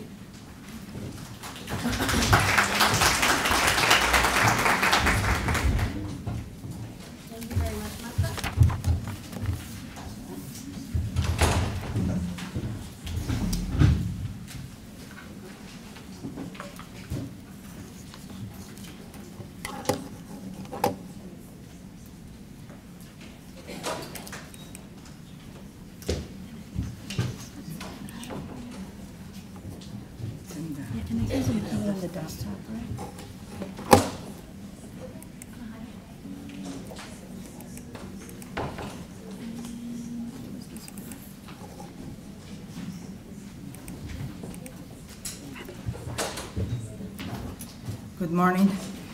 I'm just going to tell you a little bit about the Belmont Cragen Early Childhood Center.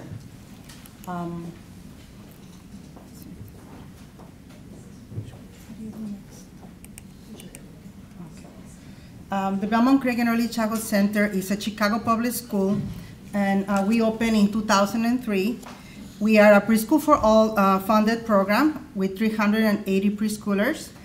We serve the students in 3 2.5-hour sessions. So we start at 8:30 and finish at 6 o'clock with our students. We are located in the Belmont Cragen community, which is in the northwest side of Chicago, and is one of the most overpopulated communities in Chicago. About 80% of our students are ELLs, and 86% are low income. In our school, we have 7 classrooms, and 4 of those are bilingual classrooms in Spanish, and then we have 1 general classroom and 2 blended classrooms. We started implementing bilingual education since we opened. We were fortunate enough to have our first principal who believed in bilingual education, and she talked to us about the importance of the transition from the preschool to the kindergarten and how it connected to the other grades. So we started the bilingual program to serve the needs of the community and to connect with the neighborhood schools that we serve. Our students go to about 22 different schools, okay? Because that area is so overpopulated, there's not enough space to have preschool programs in the public schools buildings. So, you know, we're not a mandated program, so we were fortunate that the Office of Early Childhood found us a site, and that's where we serve the students from 22 different schools.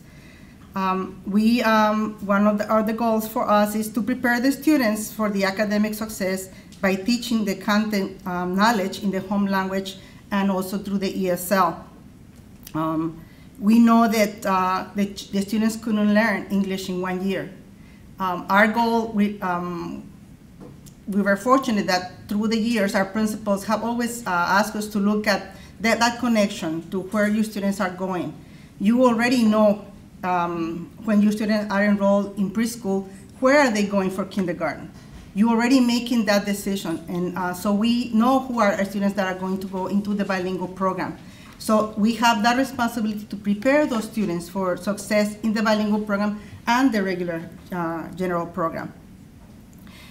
We also know that it is very important to develop the early literacy skills in their home language because they are meaningful for them, and they can also use them right away.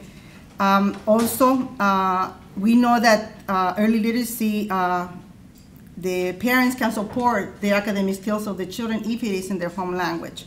So our program, through the bilingual program, we provide many opportunities for our parents to participate that otherwise they would not be able to if we don't provide this language, the bilingual program in our school, because about 80, like I said, 80% are basically monolingual Spanish speakers. These are children who's in very limited English proficiency. So we value the child, the family, and the community. That is the foundation of the Belmont-Cragen program. Also, we have to do this in the context of a radio-inspired school. We are a radio-inspired school, and we have to take in consideration other elements that may not be prominent in other programs. We look at the image of the child, the classroom environment, the role of the teacher, the emerging curriculum, the role of documentation, the parents' role, and the role of the community. These are all the aspects that we're looking at when we implement our program. Why is this important for us that the radio philosophy supported actually the mission that we had about bilingualism?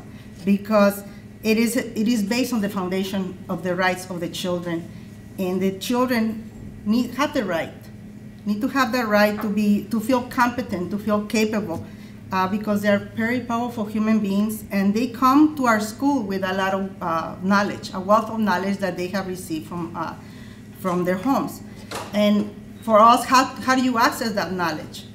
As a citywide teacher, I remember visiting some schools, where the teachers take dictations from the drawings of the children, and when the child, you will open their journals and then you will see their dictations like one word, like the tree, the house, my mom. But then when you ask that same child to tell the story in the home language, that story has a beginning, a middle, and an end. This is what we want to access. And actually through the radio approach, because it is a curriculum that is based on the children's interests, has allowed us to do this. So we're all constantly striving to help the children construct their knowledge and feel good about who they are. I'm sorry, I'm gonna go back to the previous one.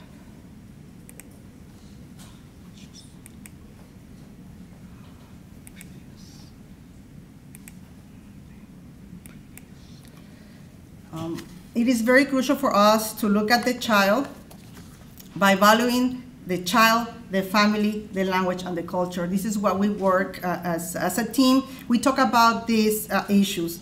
We know that the children have the right to learn in their home language, but also to express that knowledge in their home language. They have the right that their home language be considered an asset and not a deficit. That is something that we talk about. And then the importance of that positive connection to the home. the connection with the language and the culture of the child's image of himself. For us, it is very important that the children understand who they are. And they can only understand it when they can comprehend what we're talking about. And when they feel good about talking about themselves. And that's something that we had experienced actually through the radio approach. We know that the home language facilitates the learning about themselves, others, and the world. In this picture, you see the children collaborating, enjoying each other. They work in doing self-portraits and dictations about themselves. And this activity is a child posing for others to be drawn, and then they can. He's talking about himself, and the other children get to talk about him. How else can we access this wealth of information if it's not in their home language? And with that self-confidence that they have about who they are. Children, they share who they are. They are a reflection of who we are. They are a window to us, and that's very important that the children in our bilingual classrooms, because they're communicating in their home language, and this is basically about, at the beginning of the year in the bilingual classrooms, we do about 90% is in Spanish, and 10% is on in English, and it's basically through the songs and rhymes and finger plays and talking about different things in the classroom. But the majority is in the home language, and the children are able to express who they are. They know about language, they know about culture, they know about family. They are able to tell you about themselves. To understand what you like about your culture, for a child to answer that type of question, this child was able to connect it to the country of his parents. I like Guatemala because I have chickens, we have food, eggs, the chickens leave the eggs, and then the eggs are finished, we go to get more eggs. Of course, this is a translation of what the child originally said. But to access that knowledge it can only be done for us in the home language of the child. One of the strengths that our program has also is the way that we involve parents. We know that they are the first teachers. We are taught always in early childhood. They are the first and most important teachers, but do we really believe that? And that's something that as a team we talk about. And when you will come to our center, you will see the arrival time. We ask of the parents to spend 10 to 15 minutes at arrival to help the children transition, but also to become the teachers so that the child receives individualized instruction in their home language. Okay, so enabled for us to bring these parents, some of the people ask us, how do you make the parents come? How do you make the parents stay? We don't make the parents. You have to ask. That's a dialogue, that communication. And because the parents feel comfortable, because we respect, value their culture, their language, who they are. And they see that we value their children, so they feel very comfortable coming in and be our true partners. What you see here is two activities that came out of the virtual pre-K program, the family tree and the heritage placemats. The children and the parents work at home in these projects, and then the parents and children come back and present this to the whole class. They do it in their home language, and it's very powerful activity to see, how the children are attentive to what the parents are saying.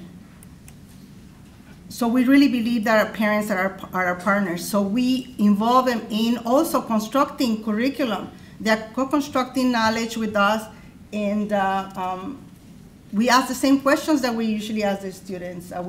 This teacher had asked, as part of the identity panel for the children, what do they think that something that is beautiful? And then we ask the parents the same. And then when the children see the parents' responses, they feel so valued, and they are more engaged in the activities that we do. So that is the strength of the Belmont Cragen. It is the way that the parents are involved, and they support it in their whatever language they give us. This is a student with special needs that is in one of the blended classrooms, and you know that it is our teachers are in the process, our English-speaking teachers are in the process of learning methodology for teaching English as a second language. It is something that we didn't talk about it, last year? I mean, maybe 2 years ago. We started just talking about this, about the bilingual instruction in the home language we knew from before. We struggle still with the issue of the English language learner that that they are the only child who speaks that language in the classroom. Okay, and then on top of it, how do you service those children with special needs when the teachers may not be proficient in the language of the child? So we rely heavily on the parent involvement because they help us teach the children. They are very involved in the classroom. Like I said, not only at the beginning of the session, but also throughout the session and throughout the year. We have several activities to teach the parents about the importance of the home language, the importance of listening to the child, because radio is the pedagogy of listening. How do you acknowledge and value what your child is saying? So we really involve the parents in all aspects of the education. And that is the Belmont Cragen Center. Thank you.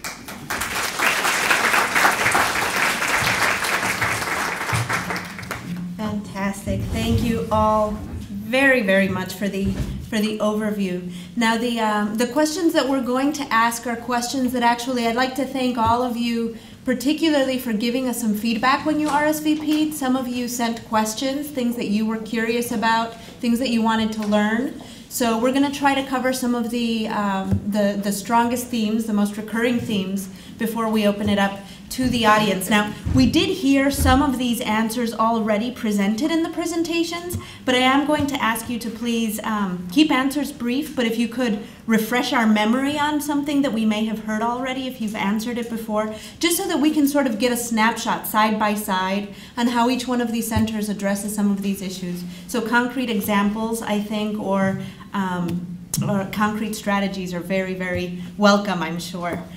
So the first question, and this we did hear from all of you, but just to hear again how the curriculum is actually structured around language. So in terms of how native language is supported or time allocations, that sort of thing, just so that we could hear it one more time. We could start with Erie. At Erie, the language is throughout the day. There's no specific time that we are speaking Spanish. It could be English. It's just throughout the day that the language is done.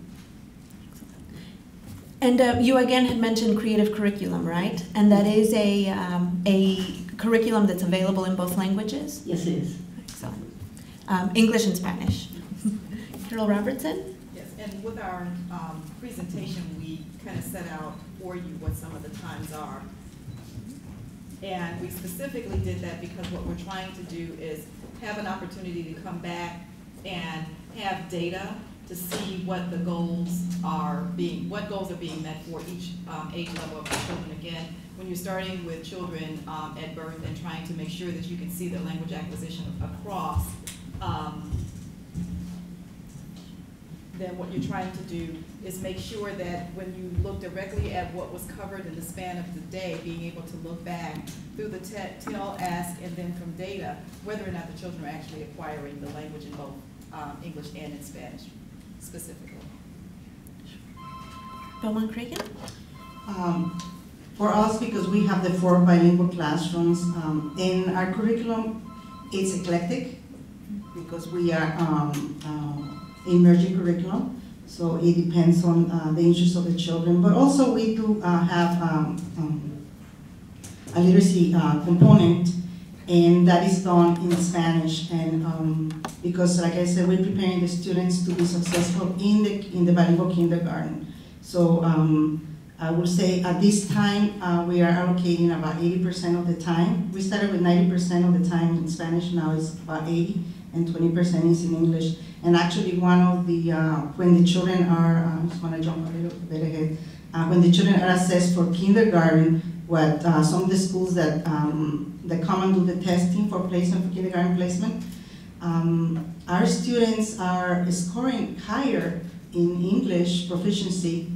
The students who are in the bilingual classrooms score higher in English proficiency than the students who are bilingual in the general classroom. So we work very hard in helping the parents understand that how important it is that maintenance of the home language, transition that is appropriate, and that the children would learn English, but it's something that we're working on. Thank you. So one of the questions that has come up quite a bit with all of this, in particular because integration is so important in early childhood and especially around children with special needs, was a question of whether or not ELLs are actually being integrated with non-ELLs, so with maybe monolingual English speakers or others, or whether they're isolated and this now means all of the ELLs are in one classroom and are never really integrated. So can you speak to the question of integrating ELLs? At Erie House, all of our classrooms are integrated. We don't have a separate classroom for ELL. That simply because all of our classrooms have either one, two, or all three of the teachers speak Spanish as well as English. And so there's no need to do any type of separation of the children. Carol Robertson? That's the same concept at Carol Robertson. One of the reasons we decided to do it as a dual language, again, like I said, it's a strength-based approach because we have both English and non-English speaking parents. But the one thing that we also are trying to prove in our data is that to separate the English language learners would be a deficit for both of them if, we got all language, because they're learning both English and Spanish at the same time. In our case, because our program is a 2.5-hour program, and 2.5 hours is not enough. That's why we separate. We do have the bilingual classrooms, but that doesn't mean that they don't collaborate or they don't. At one point, when we have every day the children have gross motor activities, and that's when we integrate the classrooms, the general classrooms. We also have, we have seen an increase on ELLs that are in the special education program. And so they are in there, they are in the general program. It is hard though to find the services really for them. Most of this are being provided by the teacher assistant. But the children are integrated because of the radio approach, asks for a lot of collaboration among the classrooms. So the children, they know each other. Excellent. Now, professional development, I think, has been one of the biggest questions that has arisen, one of the first questions that has arisen as people are catching up to speed with this idea of transforming their programs into programs that serve ELLs. So can you talk a little bit about how particularly that aspect of language is addressed in your professional development? It's an area that we're working on. It's something, now that the law is indicating that, by 14. So right now, our lead teachers have all availed themselves to the cohorts that are offered through the various universities to get their O4s. So we're hoping that we'll see more cohorts develop through CPS to help teachers become, certified in bilingual or ESL programs. But at this point, we are just beginning to look into the various universities that are offering these programs and looking for funding within at this point to see if we can assist the teachers in this. And very similar for us, our teachers are also availing themselves of the same programs around the city of Chicago.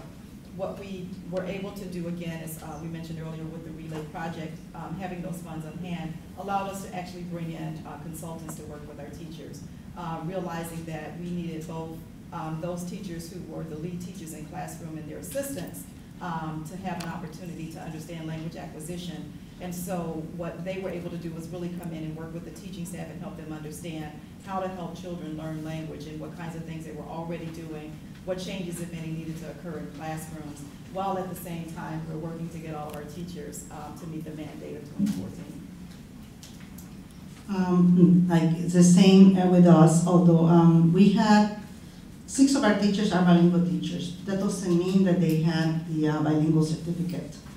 They all have the Type 4. So right now the teachers are going back the same to complete their courses for their bilingual or ESL endorsement. And I think if you want to teach in the city of Chicago, in a Chicago public school, you need to have either or. You cannot, I mean, this is the population that we're serving.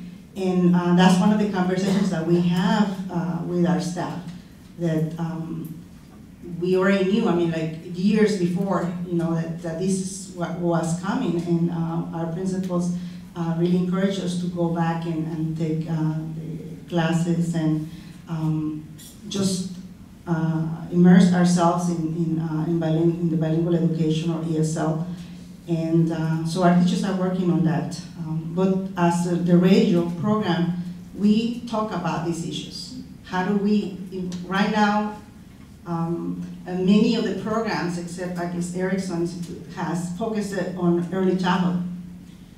Not all the programs that provide bilingual endorsement or ESL talk about the issue of the early childhood. And it is in that merging the two, right? The early childhood and the bilingual education, you know, have that understanding. And so we stopped that conversation. Perfect. I want to take this moment, just talking around the issue of professional development, to talk about a couple of things, because you already heard, and Marta just mentioned, she is actually one of the committee members for both the Linguistic and Cultural Diversity Committee and then the Workforce Diversity Committees of the Early Learning Council that have really been addressing these issues for years now, well before this law changed. And so there are a couple of things that I do want to be very clear when you walk out of here. This July 1st, 2014 date is for both an early childhood certificate and a bilingual or ESL endorsement. Now, that endorsement does not or approval, right, but that endorsement does not necessarily have to be early childhood specific. And so we know that ideally, what we would like is our early childhood teachers to have both early childhood programs that are addressing English language learners as part of talking about child development, and also bilingual or ESL courses that are talking about young children and young learners and how language is developing very specifically to them. That would be ideal. What we have right now are very few of those programs. So technically speaking, there are many universities throughout the state that are offering bilingual or ESL credentials, and those are fine legally, technically under the law. But we do have some very special programs. Right here at Erickson Institute was the first, I believe, master's in bilingual or ESL that is specific to early childhood and is obviously very rich with early childhood content. National Lewis University is working on that integration in their program, I believe at the bachelor's level, right? DePaul University has already integrated this into their bachelor's. So their graduates that started in September 2009, I believe, possibly 2010, will graduate with an early childhood certificate, special ed endorsement, and bilingual or ESL, depending on which, and that's all been packed into their bachelor's. So one thing that we like about the bachelor's courses is, of course, they get covered with different financial aid packages. So, you know, there's an incentive to put that all in there. But for those who are going back, we were able to secure, as part of the work that we'd been doing around the committees, Gateways to Opportunity scholarship funds. These were special funds that came down from the American Recovery and Reinvestment Act, and they were put into an expansion of the Gateway system to cover in part bilingual or ESL credentials for individuals working in early childhood centers.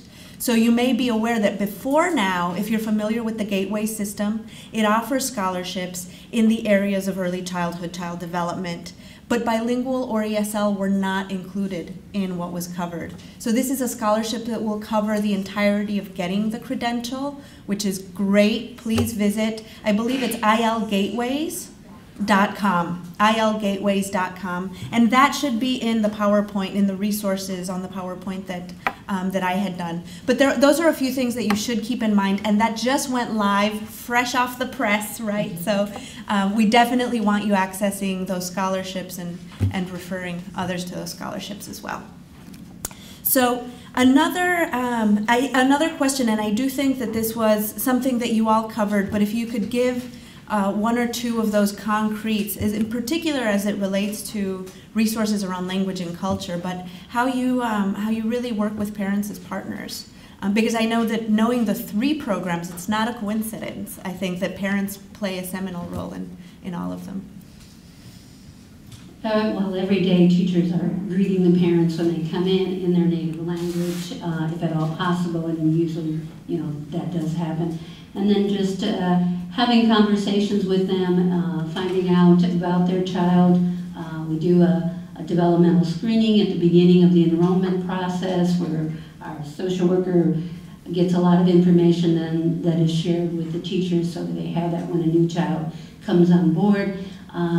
We have various opportunities to talk to parents at different times during our parent orientation, at our open house.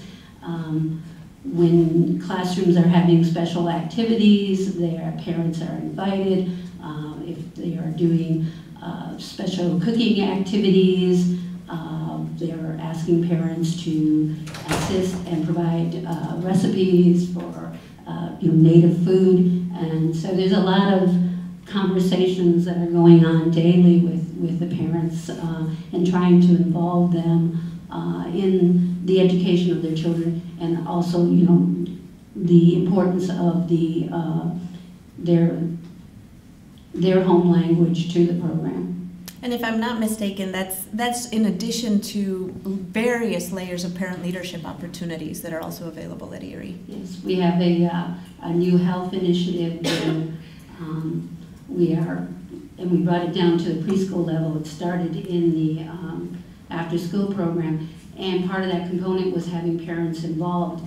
And we've got many of the parents to be involved in this, to learn about healthy foods. We talk about superfoods in the classroom. We talk about that at the parent meetings. They do share cooking activities. So there's a lot of parent involvement going on. Perfect. Carol Robertson? We do a lot of the same things, but because we're a parent-governed board, meaning at all times there's 51% parent as far as our board of directors, our approach was a tiny bit different in that once we got with management and decided what we were going to do, we also did surveys with parents. Now, one of the issues, I guess, or the challenges that came up in the beginning, when you start dealing with language, you also have a cultural sensitivity where parents really didn't want their children to learn Spanish at school. They really wanted them to talk about English at school. So we really had to do a lot of in-depth talking and really break a lot of barriers about what were your goals, your language goals for your children and things like that. And out of that, now it took about 6 months now. Didn't get overnight. Took about 6-8 months. But what developed out of all that work, and we developed a lot of relationships through with the management and the parents, but also they devised their own parent leadership group for bilingual education within the agency. So they are helping to design the new survey. They come to parent meetings and actually assist with helping the parents, because in our particular model also, not just the children are learning English and Spanish, the parents are as well. So they deal a lot with, developing goals and objectives for the entire program, as well as training opportunities both in the city and abroad. You want to add something? Marta? Like I said, for us, it's a vital component of our program to involve the parents as resources, as teachers, and for them to really believe that they're teachers. So we have conversations with the parents We have to look at our own attitudes and our own beliefs of our parent involvement. That's how we started. Not everybody was comfortable in really encouraging parents to even stay. But as a team, we decided that there are some things that we must do, and one was we have 6 opportunities during the day to see parents. It would be a waste if we didn't take advantage of that. One of our goals is really to extend involvement in the classroom, but also extend our curriculum to the home. So we work very hard from the beginning of the year at orientation, at having just the meetings with the parents, telling them what they can expect from us and what we expect from them. And also helping them understand the value of bilingualism and to honor who they are. And they see it. Parents, when you have a conversation like that, it takes time. It takes time. And sometimes, in some years, I repeat that same conversation over and over again, and the parent and the teachers do the same. But parents feel welcome. They feel that they belong in the center. They have a responsibility for the education. We say that it is a shared responsibility. We explain to the parents that it's about the teacher, the parent, and the child working together and learning together, and that's the parents who believe that. Now this question, this is the last one from this section, but it's and it's important to note that these are all programs that are within the city of Chicago. And so this question actually plays out slightly differently outside of the city. But could you just talk a little bit about the identification or screening process around ELLs? Because that has been a very big question. Again, keeping in mind that this is one particular school district, our largest school districts, sort of take on that screening process as it sort of filters down to the programs. At Erie, we don't really have a screening process. We have the home language surveys that are part of the creative curriculum. We have the language survey also that the state pre-K requires that we have filled out as well. We don't have a tool as such that identifies a child. Basically, that's through the initial enrollment process, talking with a social worker, getting information through there, and then of course the home visits that teachers do. So a lot of feedback from the families. Yes. Mm-hmm. Carol Robertson? We rely heavily also on the parents. We use the same tools, the GOLD home language survey, what we get from CPS, but a lot of it again does in fact come from our conversations with our parents. And what we did when we started our project was one of the training pieces that we did was with all of the individuals who are family service workers, made sure that they had a document in front of them when they're meeting with every parent. There's a series of questions that they must ask, and then that information is compiled for us to help us understand exactly what the parent has stated about the home language, both of the child and of themselves, and what their goals are for their children. For us, I guess it's a matter of the placement. When the parents apply for the program, there is a question in the preschool for all application about what languages does your child speak. Then our staff is trained also to ask, does your child, does the child speak English a lot, a little bit?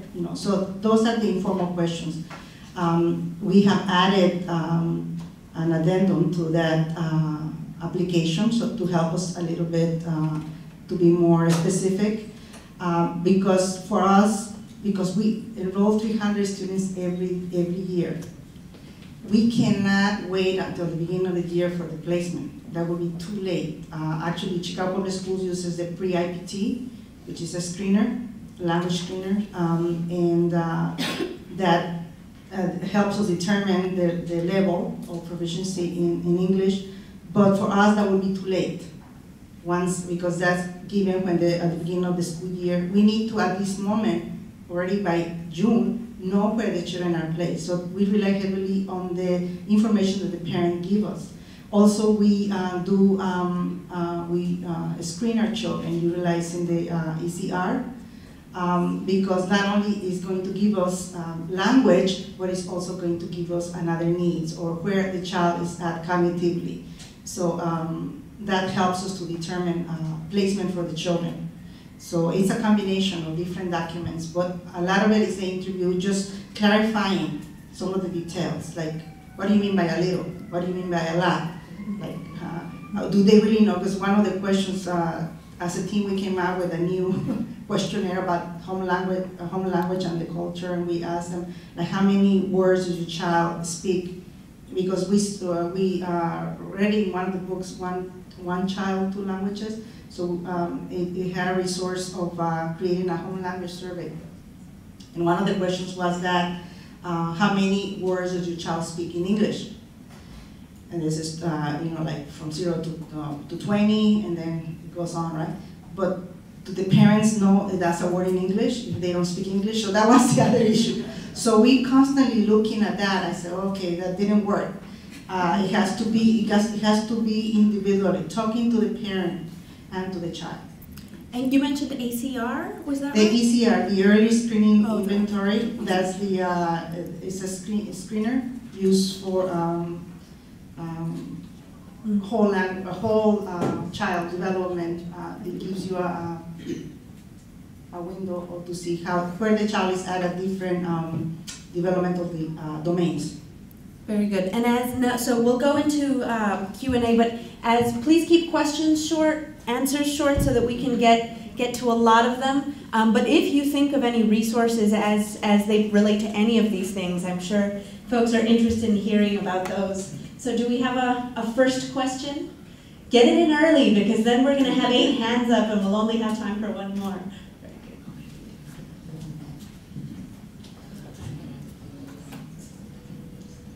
Hi, my name is Maggie Severns. I'm with the New American Foundation in Washington, D.C. I was just wondering, I thought you had some great thoughts on parent involvement earlier.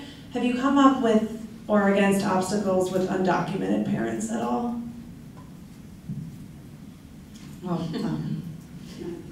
It's not a question that we ask.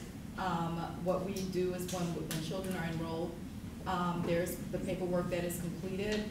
Once the file is completed, for us, that's it. We don't get into the documented or the undocumented And do you piece. find that parents are hesitant because if they are undocumented at all?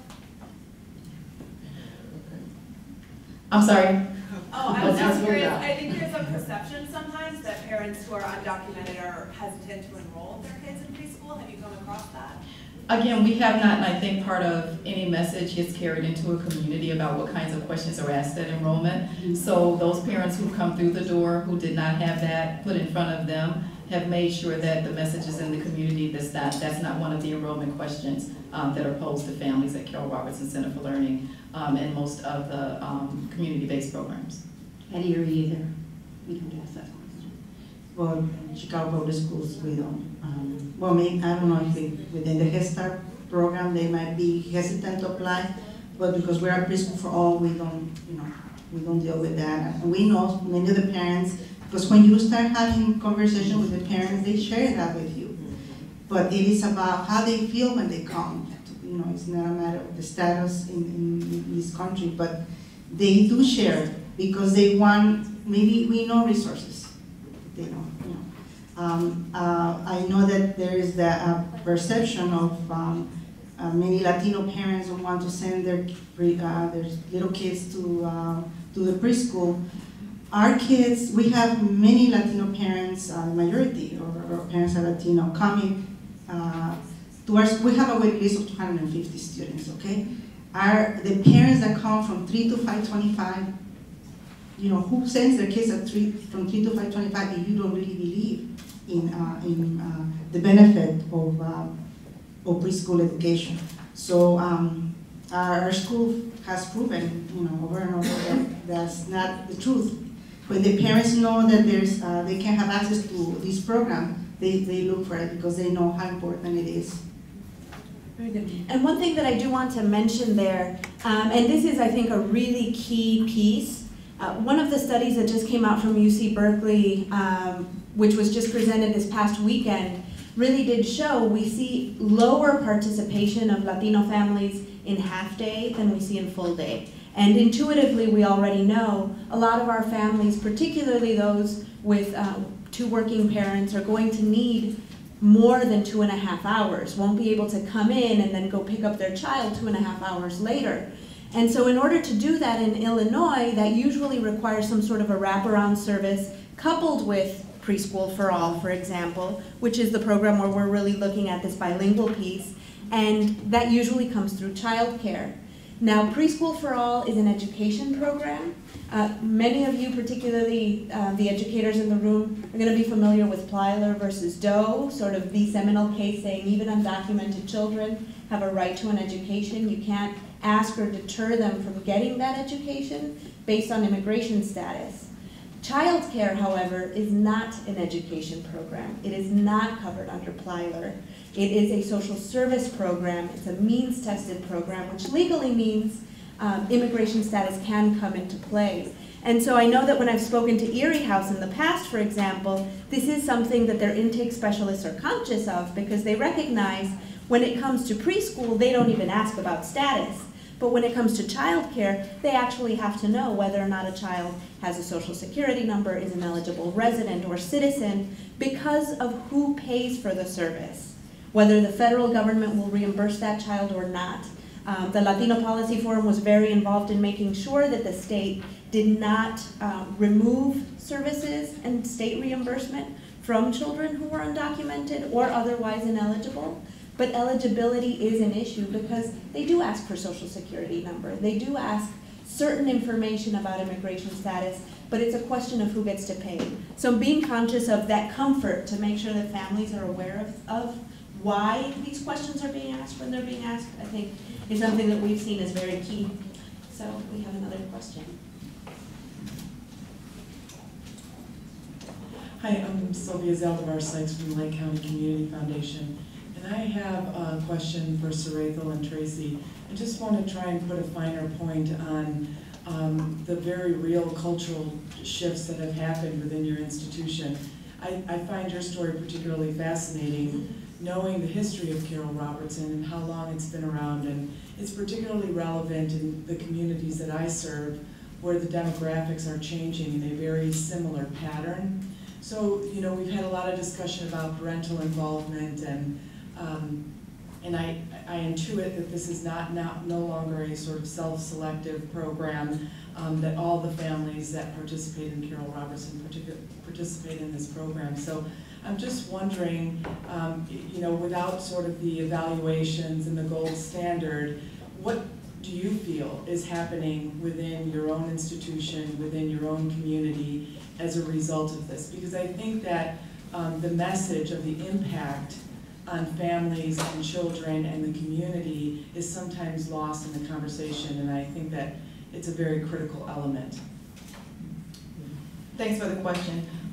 For those of you who don't know, and you're absolutely right, Carol Robertson Center for Learning has been around and serving families on the west side of Chicago for 35 years. This is our 35th year.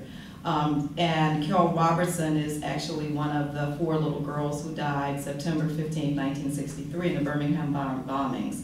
And so our organization was named in honor of the 4 little girls, and historically, because of location, really did serve the African American community. Over time, with the demographic shift, what we did see were families were changing in our community, the number of families enrolling were changing, and we needed to be much more realistic. As I said earlier, one of the things we first looked at was we needed to have a Spanish-speaking teacher on staff, which is fine, but there's no framework around how are you making sure that language acquisition and learning is happening in the classroom. And as I mentioned, the Relay Project has really allowed us to really look at what we do and who we are. Our families, the numbers of families have grown. We have about 40% of our families now who have identified themselves as coming from Spanish-speaking families. The numbers are tremendously different than they were 30 years ago. It has taken a lot of work with our management staff internally to talk about some of the shifts that are happening. It's taken a lot for us to get our families to wrap their hands around what it was we were talking about doing. It was not an easy shift at all, and there's been a lot of work to do that. What we've done is we've said that we are a family of language learners. And every member of the staff is a part of that family, and every parent and every child is a part of that family. And we all have the responsibility to learn language and to be culturally relevant when we're working with our families. And in order to do so, we needed to think about how and what we did from the front door all the way to our maintenance staff. And so we've spent the last 18 months working with every staff member, regardless of where they work at the agency, from our maintenance staff, food service staff, teaching staff, management staff, the entire gambit, talking about the value of what it is that we're talking about doing. For some people, they saw it as a shift. And what we said was, I want you to sit down for one moment and we want you to reflect on the community that we serve and tell us, did we shift it or did the community shift? And if we're going to remain relevant, we have to be responsive to our community. And with that said, we need to move forward. As well as looking at, we've always been an organization that responded to the needs of our families. Our families are who they are. And we always kept that, and that's always at the front of the conversation with whether it be staff or parents. It's the family's needs and the children's needs are always first. And the reality is, if our children are to survive in our society, they've got to be equipped in language. And if a child walks in the door and their first language is Spanish, we have got to make sure that they have concepts in Spanish.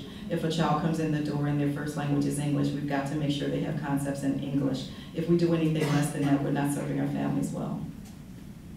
Perfect, thank you.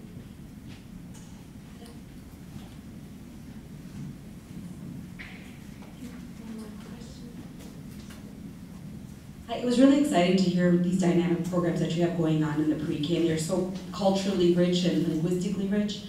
Are there conversations happening between the pre-K and the K teachers so that these don't become these isolated experiences in pre-K? And what does that look like if it is happening? For us at Carol Robertson Center, as Tracy mentioned, we decided that we needed to implement the program from our infant toddler program all the way through our school age program. And as we meet and discuss what we need to implement, what new changes based on information that we're gathering, is to impact all of those children and to make sure that the program runs seamlessly for all. And then making sure that we identify for those children that are transitioning from Carol Robertson Center for Learning into the Chicago public school systems, that we help parents understand exactly what that means for their children. We've been collaborating and working very closely with Whittier Elementary, which is a dual language program, and making sure that our teachers have had an opportunity to visit, and that we've also making opportunities available for parents to see what does it look like in elementary schools. You can see it here, but what does it mean once our children are older and actually operating in the larger community? At Erie, we have our own charter school, so some of the children do go there, and we do have meetings with our kindergarten teachers. They come over to the preschool, they meet with the 3 to 5-year-old teachers and talk about children in terms of language, social emotional needs. So we have that dialogue going on. This year, we hope to establish some relationships with the neighborhood schools, and this is something that we're working towards. And for us, because there's 22 different schools, we really focus on maybe like 3 that are where most of our students are going. And actually, the principals from their schools or the person that they designate visits our center. They also, plan the screening for the children, for the kindergarten placement. But because we already knew where the children are going to go, remember we said, when we already know where our kids are going to go for kindergarten. So we try to do that. And some of these schools have like 5 or 6 kindergarten classrooms. They're so overcrowded that it's amazing that we send like to one school 100 kindergartners, 150 to another school. And so we try to really at least share with the parents where the children are going. If possible, some years we have invited the teachers and the principal to come and speak at a parent meeting. But it is difficult. It is not easy because some principals, they how are you preparing my kids? It's not, they demand, how you want to prepare the kids to be successful. And sometimes they want to hear about the radio part. Just tell me about the language, the academics. And so how do we explain that the parents are our voice and our advocates, and they know that the children are well prepared. And we have that confidence that when our kids go, no matter what program they're going to go into, they're going to be successful because they feel good about who they are. They value their families. We have conversations with the parents. Imagine your child as a third grader. Imagine your child as a preteen, as a teenager. Don't think about just him as a preschooler. And we want to maintain that connection. You want to, as a parent, always maintain that connection. So we work very hard for the parents to help us make that transition into the whatever school they're going to go into. They know, the parents know that their kids are well prepared because we have that constant dialogue. So it not necessarily is that connection with the school, but we focus on the parent connection because they are the ones that can speak on behalf of their kids. They are the ones that can voice a concern because we always remind the parents that they are the voice and vote of the children. And we can't really specify, well, this is what's going to happen in this school. We give like general idea. In our school, the parents come in, right? They come in, they spend 10 to 15 minutes, but they go to kindergarten, they have to line up outside. What is the message? So that's preparing the parents for that, not really, and then the child help them to be strong to survive that. So. Is there any final burning thought that any one of our panelists has? I just want to make sure you have an opportunity to give. I just wanted to say you got. You have. Hello. You got a handout about the language, the stages of language development, and I just wanted people to have that in their hand because one of the things when you are teaching dual language, it will appear that children are regressing, so we really try to get that at the forefront to parents and the staff to see, sometimes a child may just observe for a good amount of time, but that's part of the whole dual language piece. So just wanted you to have that. Thanks. Fabulous. So thank you so much to the panel, which I think crammed a whole lot in very little time. So thank you all. And now to close, I would like to invite our director, Silvia Puente. And just one more logistical reminder, again, parking validation downstairs, but please don't leave without turning in your evaluations. You can give them to me, to Christine, to Martin, which was in the back. All right, Silvia. And so those of you who, if there are any questions as far as those of you who are already registered for site visits, please come and speak to me, but I'll send one more reminder today, this afternoon. You should already have that in your email, though, for those of you who are going to the Erie site visit tomorrow. Well, I just want to say that I hope that it's been an educational morning for you. I know that it certainly was for me, and just want to thank again our wonderful panelists and panelists for sharing your time and your expertise. We really, really, really appreciate it. I want to thank all of the Latino Policy Forum staff, raise your hands if you're in the room, for their assistance in putting this together, and especially give a round of applause to Reina, who our Latino Research and Policy Analyst, for all of her work. She really provided both the intellectual capital and the organizing capital in putting this event together, and it would not have happened without her. And then, of course, we have to thank our funders, those that helped make this work possible. So we really want to thank the Erickson Institute for partnering with us on this event. I think Aisha, thank you, and thank you to the staff of here at the Erickson Institute. It certainly, I think, made us feel really good to be able to come here, given just the history of Erickson and just the groundbreaking work that Erickson has done in the field. And then, of course, our key funder on this for us is the McCormick Foundation. So we also could not do this without their continued support. So the Latino Policy Forum, as you may know, is a very small organization. We're only 8 full-time staff, and and we are a multi-issue organization, but about half of our budget and staff and energy and time goes into early childhood education. With the other half, we're trying to solve the world's problems around housing and immigration and strengthening community. So we have a very big social policy agenda in advancing really the role that the Latino community is playing at this time in our nation's history. You've all seen, I'm sure, the demographic data that's come out. There was one graph in your handout that Latinos population grew by 1/3 in this state over the past decade, by 500,000 to now be 2 million people. And as we know, and as you know as educators, we're really seeing this in our classrooms. And so we are dedicated and committed to continuing to work on this issue of early childhood education. Our goal is to provide both quality and access. So our work on bilingual early childhood education is, of course, the quality piece of that. This concludes the third of a series of lectures that we've had on this topic, lectures and symposiums since September. We will be continuing and doing this periodically, so please stay tuned to us because we know how important it is for you as practitioners because we are breaking ground. This is the first state in the nation that is going to require this, and we need to understand both what the logistics and the models and the frameworks are to ensure that all of our children can have a quality education. And of course, on the access front, we know that especially with the demographic growth of the Latino student population, Latino children still have the least amount of access at 30% in Illinois.